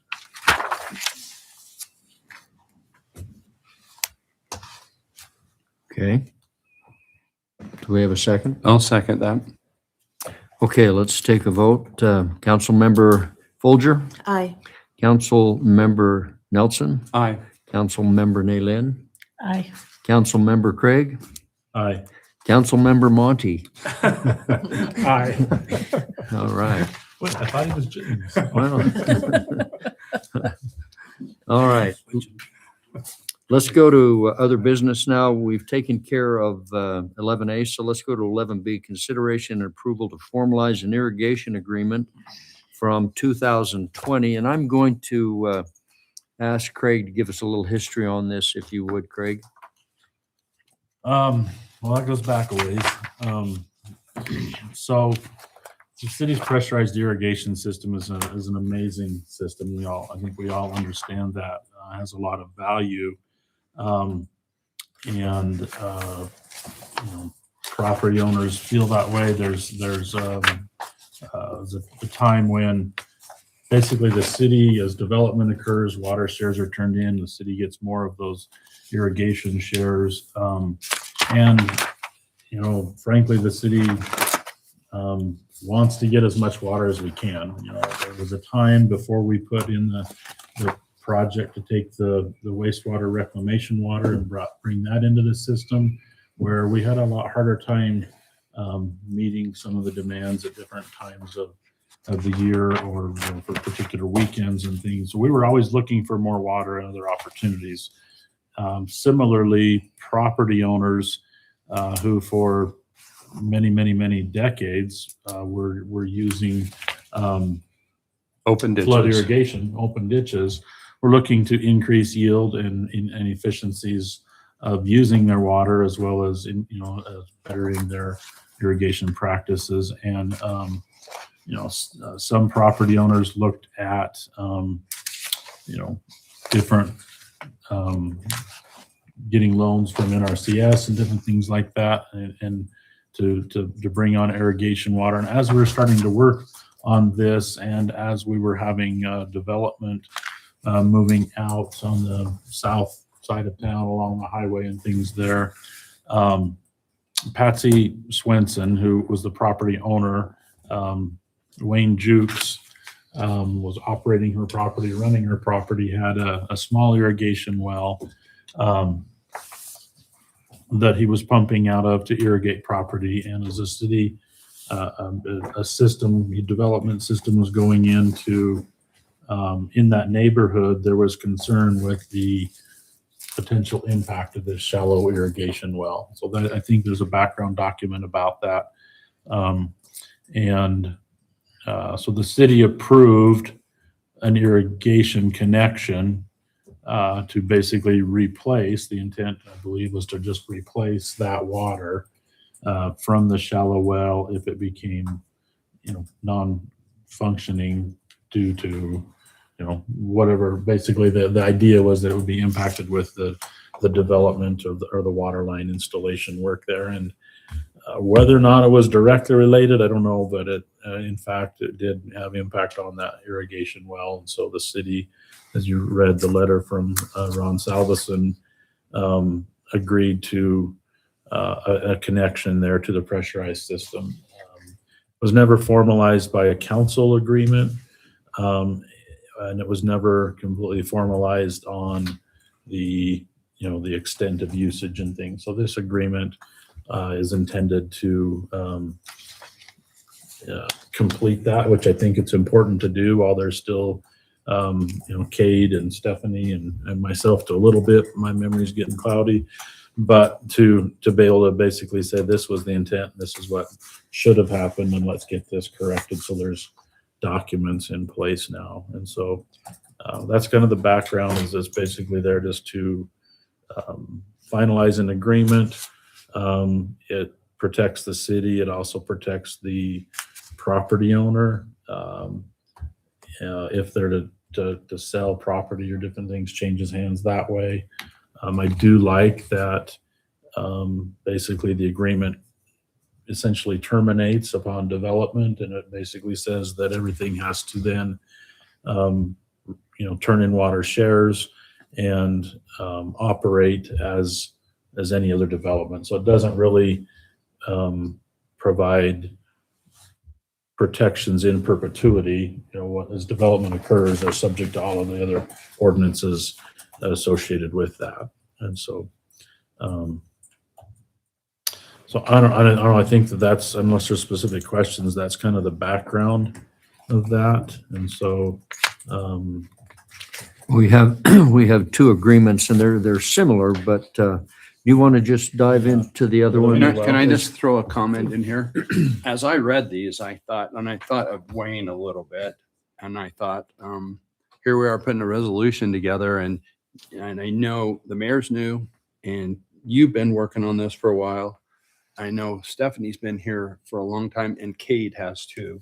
So I was on the phone with Cade, and I said, hey, what if you guys have had the best, your knowledge that and what you can remember, have kind of put this agreement together? What if you have got a 10-piece puzzle and you only have 8 pieces? And I said, wouldn't it be better to get a hold of Wayne and say, hey, we're going to finalize this. What if we discuss this a little bit? And his comment was, let's put this in place, get it ready so they have 30 days to work on their irrigation. And I listened, and as he did, he said, and then if there's differences that Wayne has, he can come to us and we can amend this to try to find those 2 pieces and get them to fit in the puzzle. And I'm like, oh, okay, good. So I asked him to come here, and I don't see him. I'm not sure. No, I'm he's not here. He said, I'm not showing up, but I do think that that was just my comment, and he clarified, and so just, I say there might be another piece to the puzzle, and the same thing is probably true with the other one. And absolutely. So I couldn't agree more with you, Michael. Absolutely. I've had those thoughts in my mind as well. Where do you start with this? In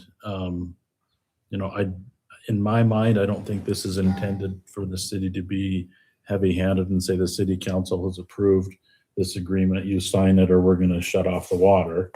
I don't think that's necessarily appropriate. But I do think that, Stephanie has access. It's very difficult to go back and find all of these records. They're available, but to be able to search and go back and find it and identify the city council minutes and everything else like that is difficult to do if you don't have the resources of the city. You can, it's available. But so the research is fairly extensive, specifically on this one for the Swenson property. There's not a lot of record there because it was an agreement that was initiated as part of that development, and we have that letter. And so from that, we need to understand that, and I think it explains it in the beginning part, the facts and things there, the summary, that looking back historically, that whole 10-acre parcel wasn't initially irrigated, but yet now the whole 10-acre parcel is being sprinkled and irrigated. And so limiting to what was being irrigated at that time for water use is appropriate in my mind. Your sprinkler irrigation is more efficient, and so if he wants to irrigate 5 acres or 10 acres, in my opinion, and still stay under that 2 acre feet that's in the agreement, I don't think that we really should be policing that. I think it's very easy to police the amount of water, either by a meter or by looking at how many sprinkler Flow heads rate. they're running, and counting sprinkler heads and time that they're on until the meter gets in place. But so I think that really should be the intent of the enforcement of the agreement that way. But I would be, in my opinion, I think there is going to be some discussion from property owners.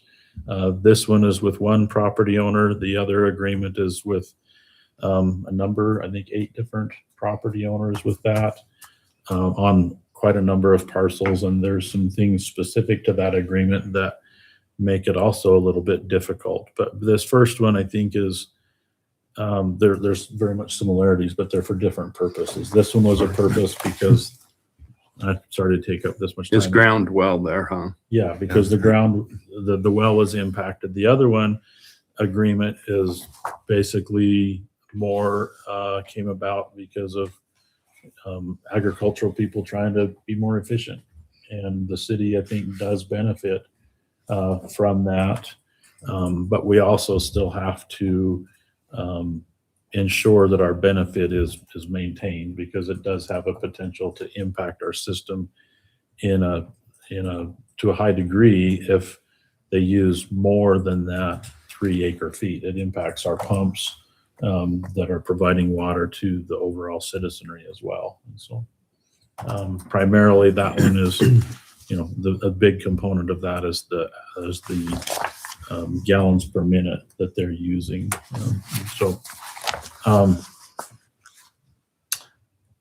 Stephanie, did you have any questions on the comments that I sent on here? I haven't had time to go back and back check or look at the 2 different. No, From those I comments there. implemented them all except for the 2 acre feet for 2 acres of ground. And Okay, I so- think I still put that in parentheses, the 2 acres 2 acres of ground, okay, which so is that we fine. had just something established of what, and Wayne may come back and tell us that it's 4. And I was telling Councilmember Coulter earlier today that when Craig and Kate and I, we were working on this, we had to start somewhere. Yeah. And we couldn't take them an agreement that hadn't been approved and reviewed by you guys for them to make comments, because we're the ones taking them the agreement. And so it's coming to you guys first, then it will go to them. And the one thing though that Mayor Miller has talked about is we do want this resolved before they start irrigating this Yeah. summer. We want these agreements in place, not just for Hiram City, but for them as well. They need to know what water so that they can plan appropriately with their crops. But I do think it probably will, it could come back, and changes, and it'll be up to, you guys, if you want to accept those changes, or if we can find things in the minutes or old documents. But this is a start. But I feel like, and I think Councilmember Rasmussen is the same way. Like, we went through things and we covered what the city council had put on them back in 2010 that wasn't in the original agreement that was approved, but it was approved with those conditions. And we made sure those conditions were put into this agreement, but we didn't add more conditions to them. It was what they had initially agreed to is what we were looking at. Sure. Yeah, and also just particularly with this one and looking at the quantity of water, whatever the acreage was or turns out to be, we come up with that. But 2 acre feet is a reasonable amount of water. 2 acre feet is basically the 2 acres of property with water 1 foot deep on that property. So you have 12 inches of water over that acre. And how do you get to that amount? The state of Utah is broken up into climate zones. And so if you have a a hotter climate, a drier climate, less water, you're going to have a higher number. And basically, let's see, 1, 2, 3, 4. Anyway, Cache Valley, most of Cache Valley is in climate zone 4, and that is defined for irrigation purposes in climate zone 4 for agricultural irrigation, basically between 10 and 15 inches of water annually for irrigation or for water use with that. And so that 12 inches per acre fits right into the it's a Division of Natural Resources, I believe, that puts that table out. I can't remember for sure, but it fits right into their schedule of watering and things. Into that range. Yeah, so that's I went and looked that up to confirm that last night, and I think Cade came up with that in a different way, but that's what I used to verify and check that. So these are just discussions, you've had opportunity to look at them, and if you have any questions now, do we need explanation on the next one? Pardon me, do we Can we need? get a motion to we need to approve it in case Okay. they are, in case they're okay with it? Well, let's and do they that. sign? All right, let's Do that? move forward on the first one then. Mayor, I make a motion to approve the irrigation agreement for Wayne Gerald C. and Patsy Swenson revocable trust property. That's the property owner. Wayne operates it, but that would be the actual irrigation agreement between that revocable trust and Hiram City. And with the, basically make that motion with the intent that this now be presented to the property owner for their review and consideration. Okay, I'll second that. all in favor? Aye. Okay, good. All right, do you want to take 3 minutes on the Let me next take it one? short. We covered a lot of it, so this Okay. one won't need near as much, but Perfect. this one, one of the main differences here, a lot of the conditions are the same. This one was developed a little bit different way. Again, the property owners were just looking to optimize their crop yield, to improve that through sprinkling. They looked at getting funding through NRCS. There was an NRCS project that made some changes to the O'Berry ditch. So this originally was all irrigated out of the O'Berry ditch initially, which is right against the east side of the valley at the bottom of the foothills. The NRCS funded some work to basically get the first phase done, that then allowed a connection to Hiram City that helped them put underground sprinkler lines on their property. And then Hiram City, through these agreements, provided the water to pressurize it. And they turned their water shares over to the city. And then basically, instead of those going through flood shares in the O'Berry Canal, they came down the main canal instead of the O'Berry, which is a side ditch. It came down the main canal into the ponds through their pump station. Initially, $10 an acre, covered the electrical costs. Electrical costs have gone up substantially. And so they're looking at, was it 10 or 30? $30. 30, sorry. Yeah. $60 is much more reasonable for, if you look at the historic electrical costs. I think that's a big change here, which is going to significantly impact some of these property owners. Farrell Peterson is a little bit different situation. His property, I think, is 35 acres, a little bit over. He originally irrigated out of the main canal, running right along the highway, and he would divert the water just on the east side of his property, which is right next to the highway, and flood that ground. And when Farrell would when his water turn came, which is based on a schedule, and so every 14 and a half days, they would have their water turn. And he would go in and at the head gate and block up the main canal to back it up enough to flood out into his field ditches, his private field ditches there. And in doing so, we found that, the more you back up the canal, the more water would be lost. He wasn't entitled to the full volume of water in the canal, but he was entitled to be able to back it up enough to push it up over the bank and into his ditches. And then he had to run it, from his ditches out and put in a dam and get it out onto the field. And so if you look at the canal there, the canal's at this elevation and his fields are like just a little tiny bit lower than that. So we'd have to back the water up in the canal. We lost a lot of water through just infiltration when you start increasing that elevation. Various theories, the highway embankment, you've got a lot of granular material brought in underneath the highway pit run. Some of the soils out there are rocky, some of them are clayey, but nevertheless, we just lost a lot of water. So the city was happy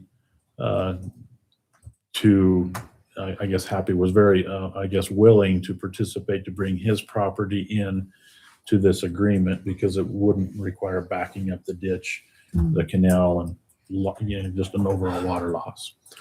But he's probably going to not be happy with $60 per acre for 35 acres. It's a substantial change in being able to pump. Yeah, the pumping gets him better irrigation practices and all those benefits. But this is where we certainly might have some discussion back and forth. Is that $60 a year? It's $60 an acre. Per I know, year. per year Per though. year. Yes, that's correct. Yeah. Sorry. Is there any questions about that? I don't want to And I think, go. Those are, I think, some of the highlights of that. I think that calculation too, Craig, when we come up with 60 matches, it's still a little bit less than what our residents are paying. I think if you were to, go apples to apples with it. So it's still, in my opinion, it's still a good deal for the farmer on his rates, but it does get it up to where it's more in a competitive market right now for the city. Okay. Yeah, I'm trying to remember what I think I have an acre and a quarter, and I think I pay 40. Is it 42? What's our irrigation for the larger size lot now? Last I looked, I thought it was about, and my wife does all of my utility billing. She could rob me dry. But anyway, I think that it's around the $40. So I don't know. But that's a month, right? That's correct. And this is their Per year. per That's year. correct. Yeah. So Yeah, that's right. Why am I want this deal. Yeah. You're right. Thank you. You're right. But they own their irrigation shares. That's the other That's thing. true. Hiram City isn't paying their annual assessments on those shares. The That's farmers pay correct. the The annual farmers pay the assessments, which assessment. then brings that You cost said they down. turned them in No, to the these city. No, people not turned them these in, ones. didn't they? No, Are you sure? yes, Okay, you're probably sure. yes. Thank you for correcting me on They that. own their That's good. shares. Okay. So similar to That is the- correct because the agreement tells them they have, and that's an important part. When they sell their property for development, they have to Yeah. turn it in. They have to show us which shares they are using to irrigate because part of these property owners still have irrigation shares on the Oberry Canal for flood irrigation. And so what we don't want to have happen is for them to, Turn in the wrong and these are all shares. good people. I mean, it's just a legal agreement. We have to put these things in there. So they have to show which shares they are using for the pressurized system versus which shares they are using for the flood irrigation. And that will determine then the overall quantity of water that can be diverted. So thank you, Stephanie, because it's important that they still own those shares. Thank you. So Craig, similar to the previous one, this is an agreement that we take to them and discuss with them and then come back from there, right? That's correct. Okay. Yeah. Okay. Any further discussion on those? Okay, I just think this is good to finally get an actual agreement in place. They're, Yeah. Yeah. Yeah, this is There great. was a written agreement previously for this. It wasn't as detailed. It didn't include a lot of the items that were discussed in city council meetings that are in city council minutes. And nobody, the city nor the property owners, were able to produce a signed copy of that agreement. Yeah. That's my understanding. Okay. And the original agreement wasn't with the property owners. It was with the person that was leasing. It was leasing or The using. property. Oh. And so we had changed the agreement to be with the property owner, in case that, person doesn't farm that property. This agreement will be with the property owner. Okay. So can I make a motion then? Before you do, I just want to, Stephanie answered a really, in my eyes, a very good question. And that's, I said, well, it looks like they can irrigate 7 days on, 4 days off. And I said, I want to know if that's collectively or just a farmer, because I could see somehow they've got different farmers and each one of them do this and they never stop watering. And she was able to clarify and said, no, this is for 7 days on for the group, those all 12 landowners. And they will have to figure out how to split their times to not overutilize the water in those 7 days. Correct? Isn't that what you told me? Yes, So- so that, go ahead, Craig. It's kind of complex. Yes. and Okay. The 7 days on, 4 days off comes from the recommendations from NRCS. They had to get approval because, again, it goes back to the funding that they were getting to help with this project, the other phase. And that was, there was a couple of different things that were initially sent to NRCS, and they came back and said, no, that's not equitable. And so that recommendation is the NRCS report, which is attached as one of the exhibits here. But it doesn't necessarily mean that they all have to be the exact same 7 and 4 days. The thing that we've put into the agreement is tying this to the Hiram Irrigation Company's schedule, their water schedule. And so one of the things that we're implementing this year in the irrigation company is changing the Oberry schedule. It used to be on an 18-day, 6-hour schedule. So you have to wait 18 days to get your turn to flood irrigate. And you had to hope you weren't out of town that day, or you had good neighbors that come irrigate your property for you. And so the main canal was on a 14.5-day schedule. And so what we did with the Oberry, with the people that are, have water shares on Oberry Canal, is converted that to the same 14.5-day schedule as the main canal. That will, and the city, Hiram City, owns the majority of shares in the Oberry Canal. It used to irrigate all of the development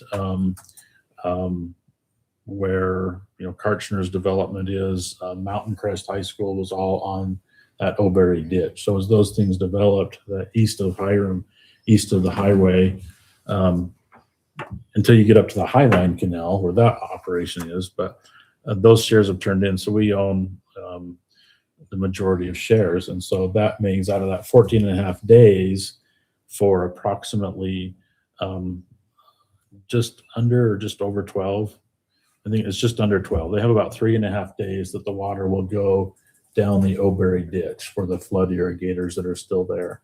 The rest of those days, between 11 and 12 days, I'd have to look at the schedule to get the exact, it comes down to Hiram. So the intent is that 4 and 7 schedule is in operation during the 11 days that Hiram City gets the added benefit of the Oberry Canal coming to the city's ponds. Pond. Okay. So otherwise you get a situation if the Oberry ditch is being diverted for the flood irrigators there, and then these property owners in this agreement are running their system, then it becomes somewhat burdensome in the short term Hiram City because you're not getting the canal flow as much of the canal flow, and they're using up to 3 second feet, 1346 gallons per minute of extra water. And so this just requires that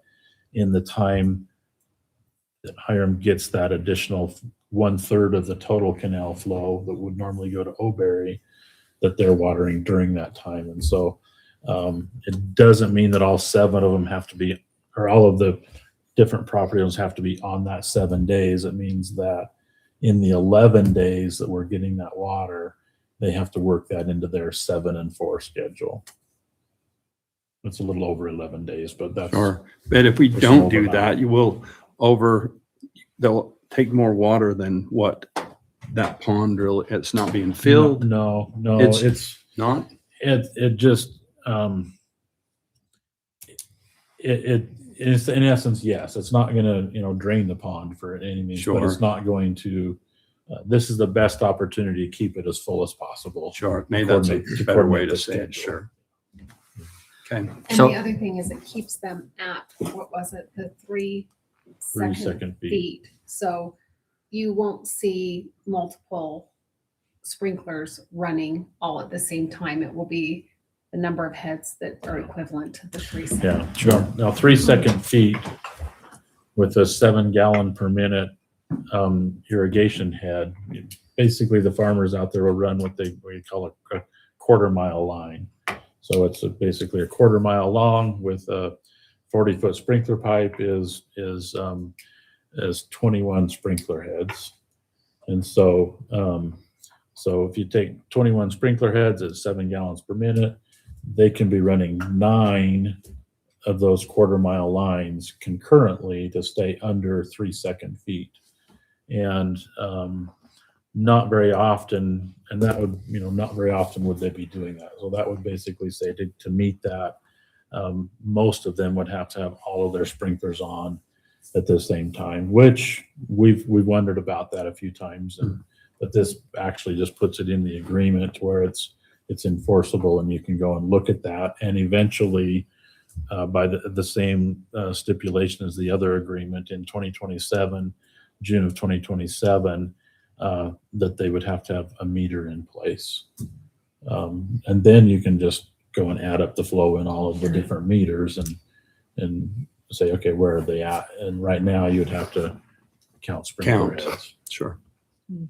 So, sorry, that's a lot. No, of discussion. that's a great definition, Craig. Thank you for taking time to do that. But I publicly would thank Stephanie and Cade and Craig for hours, literally hours and hours of time putting into this to formulate this agreement and tie up a loose end that's been very loose and for a long time. So thank you very much. We really appreciate it. So do we have a motion on this one? I make a motion to approve and formalize an irrigation water agreement with agricultural property owners from 2010. Do I need to list them each by name? No. Okay. I'll second that. Motion and a second. All in favor? Aye. Okay, motion carries. Let's go to 11D. Consideration and award of a sole source bid for a key card access system. This pertains to the west door coming into the city office.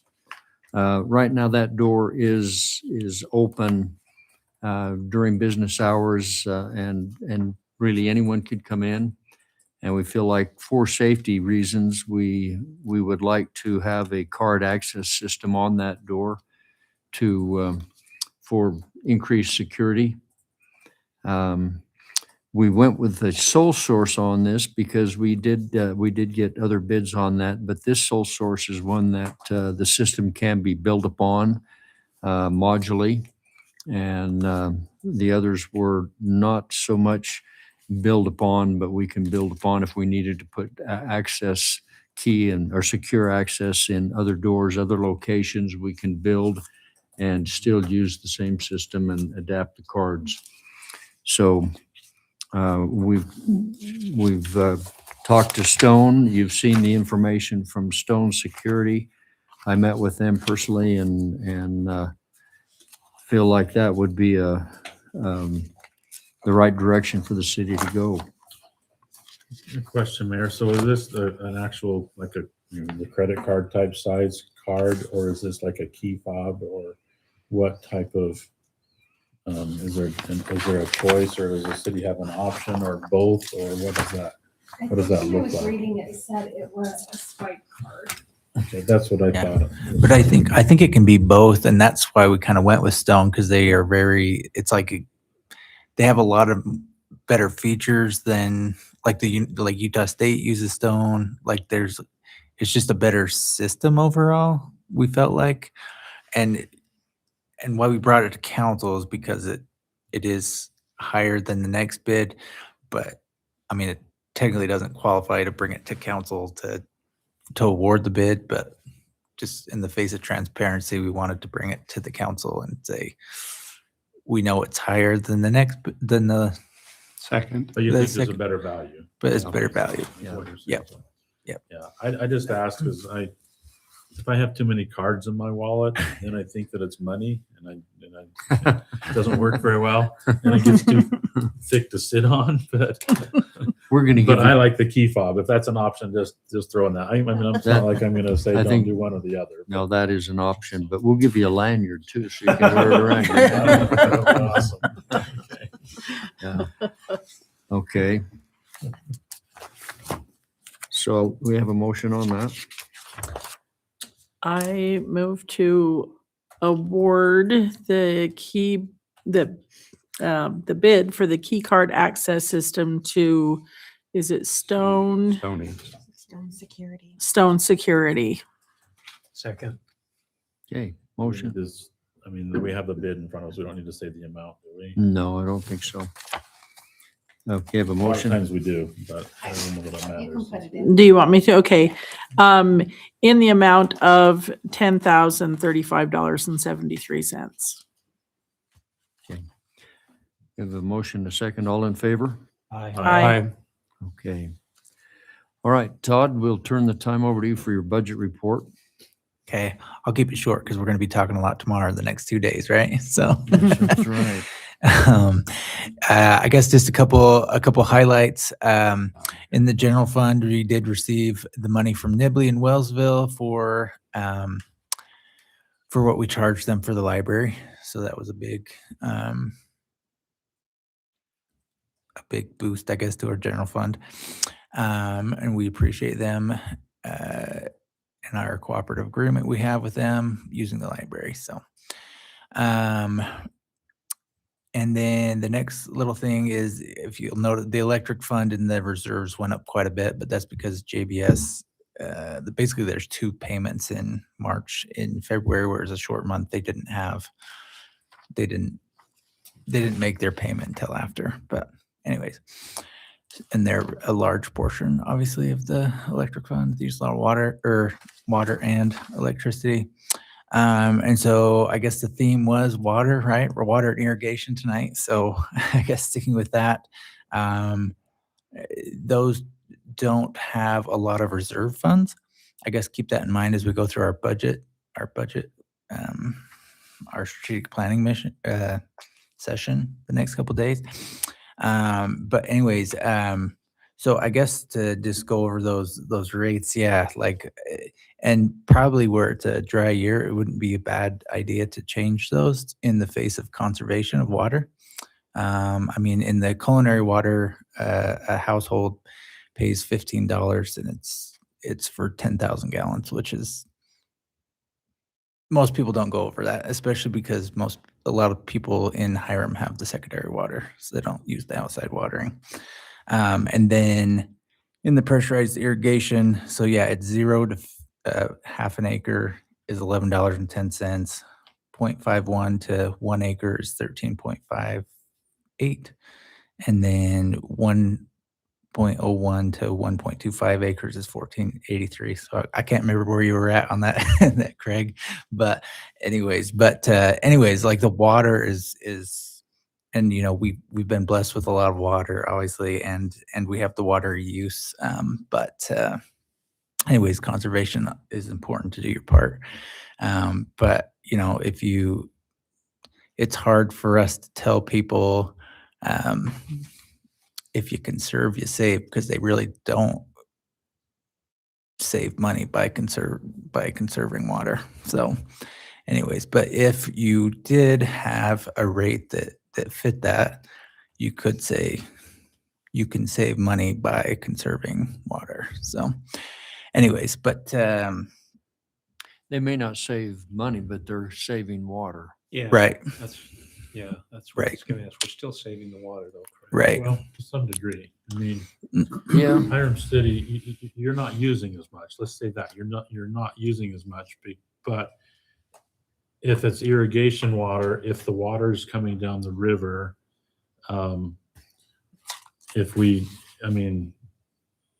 City can't bank it and store it and use it later, or we can't use it for more people or whatever at a different time. It goes into the river.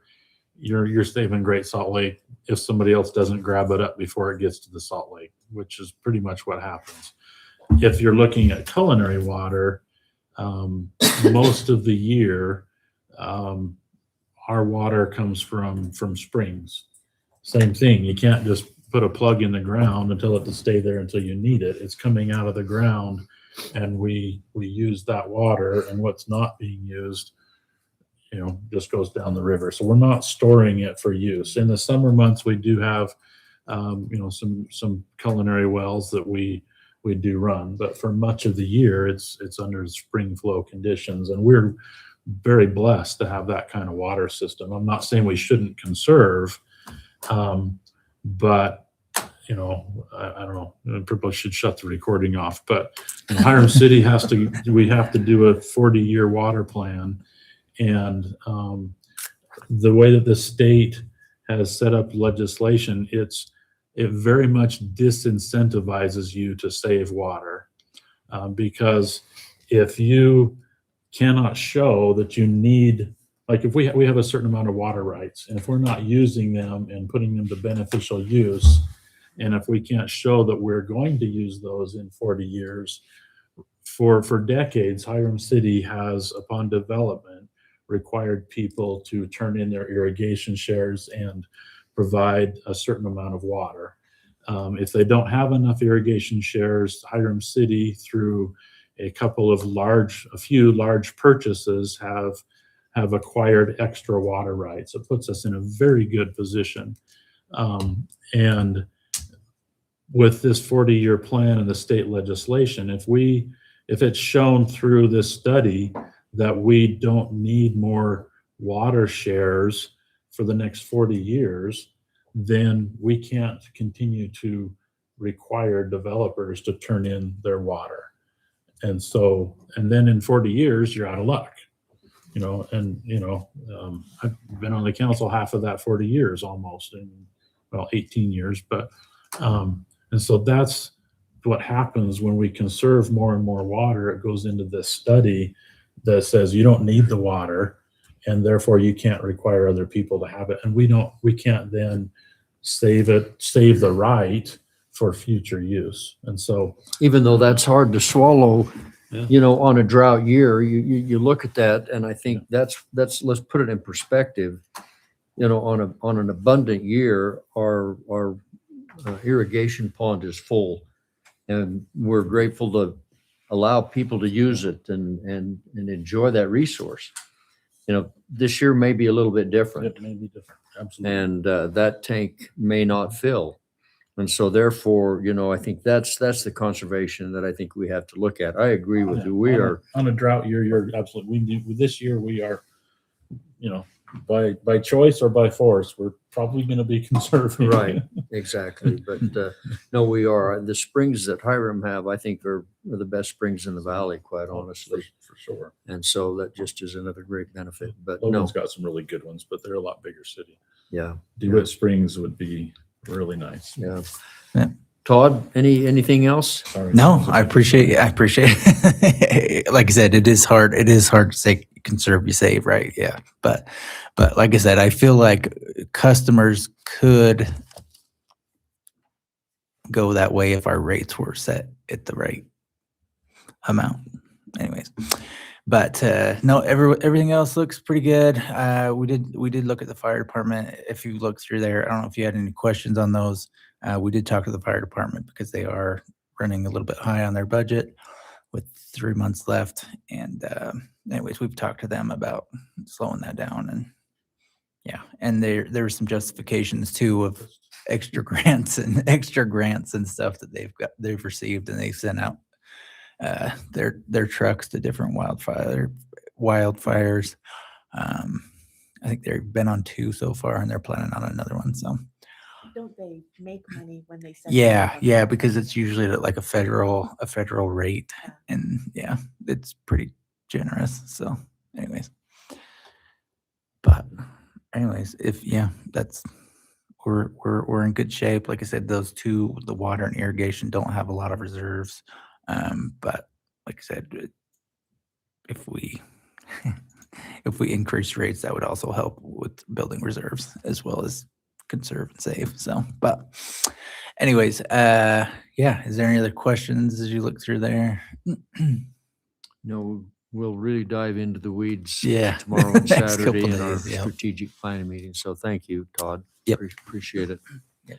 All right, Daniel, do you have anything that you'd like to present to the council tonight? Anything that you? I don't have anything. Okay. All right. All right, then let's go to our council reports. Let's start with Mont or Monty or James, whatever you'd like to go by. Whatever you feel comfortable with, I'm good. So Okay. I'll smile at all 3. So, Okay. As was mentioned, we met. A lot of work's going. Rebecca's doing a great job taking the lead in terms of the 4th of July celebration, and we met as a parade committee last night. And it was mentioned a lot of good feedback, and people are excited about the direction we're going. I passed out to everybody here on the council a hard copy. If you would, please take a look at it. We've identified items that need to be done, and put some names down next to those in terms of who.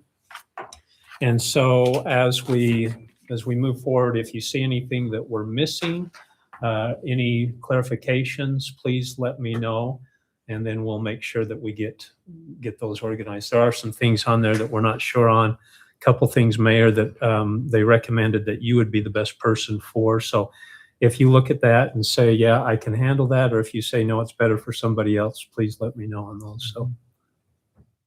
Okay. Going down Main Street with a broom and a wheelbarrow behind the horses? Well, we wanted to put you on a Harley is what we wanted to put you on. So He's got a Indian instead of a Harley. I got yeah, he told me that last night, the Indian. I love those things. They're beautiful vehicles. That's all for me. Okay, very good. Craig? Just a couple of items.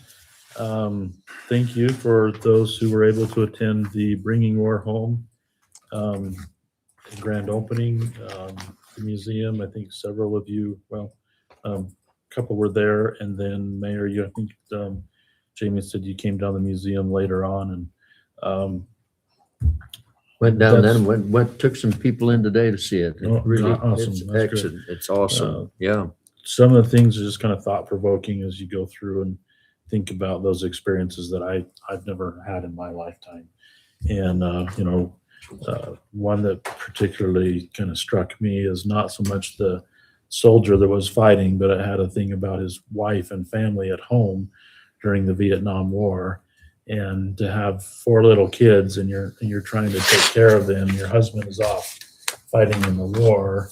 And then to have, that was a controversial war that we were involved with, and to try to be raising your kids in the midst of all of the protests and people coming out against her because her husband was fighting and things like that. And how touching that was to hear of the, to read a little bit about the things that they had to endure in a very difficult time of not knowing if you're going to get a letter or somebody on your doorstep and all of that.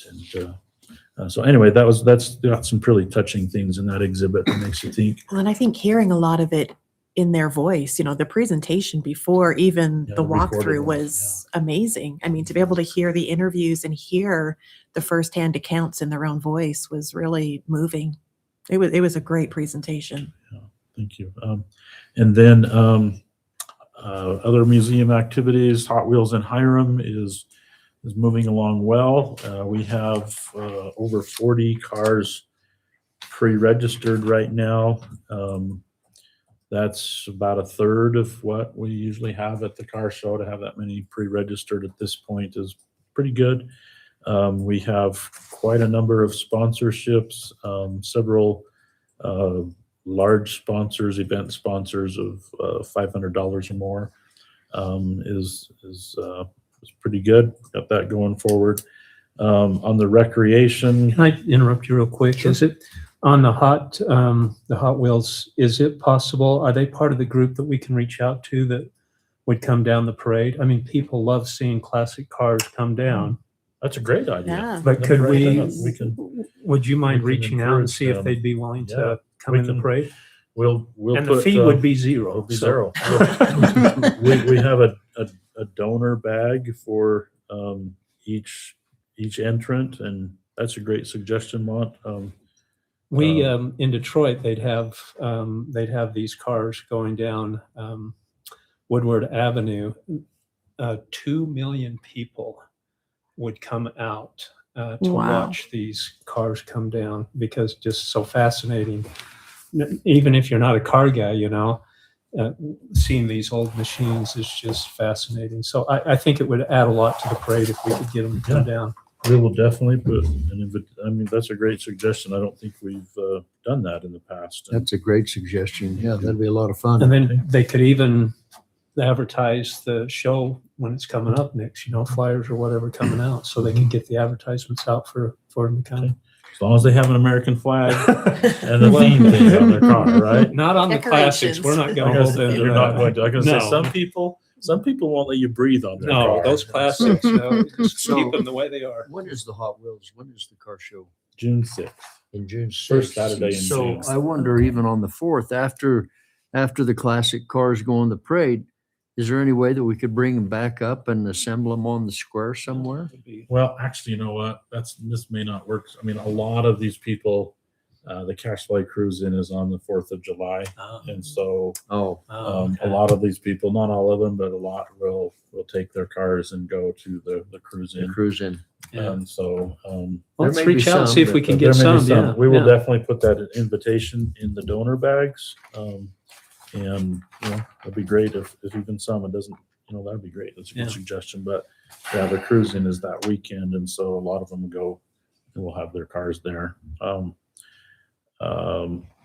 Along with the recreation things, just this, let's see, I was in a museum board meeting and Robert sent me a couple pictures of one of the Hiram Explorers activities that they were doing over at the Civic Center. Had probably 40 people, 50 people maybe there in the Explorer activity of doing some things with block printing, basically some stamps carved on block.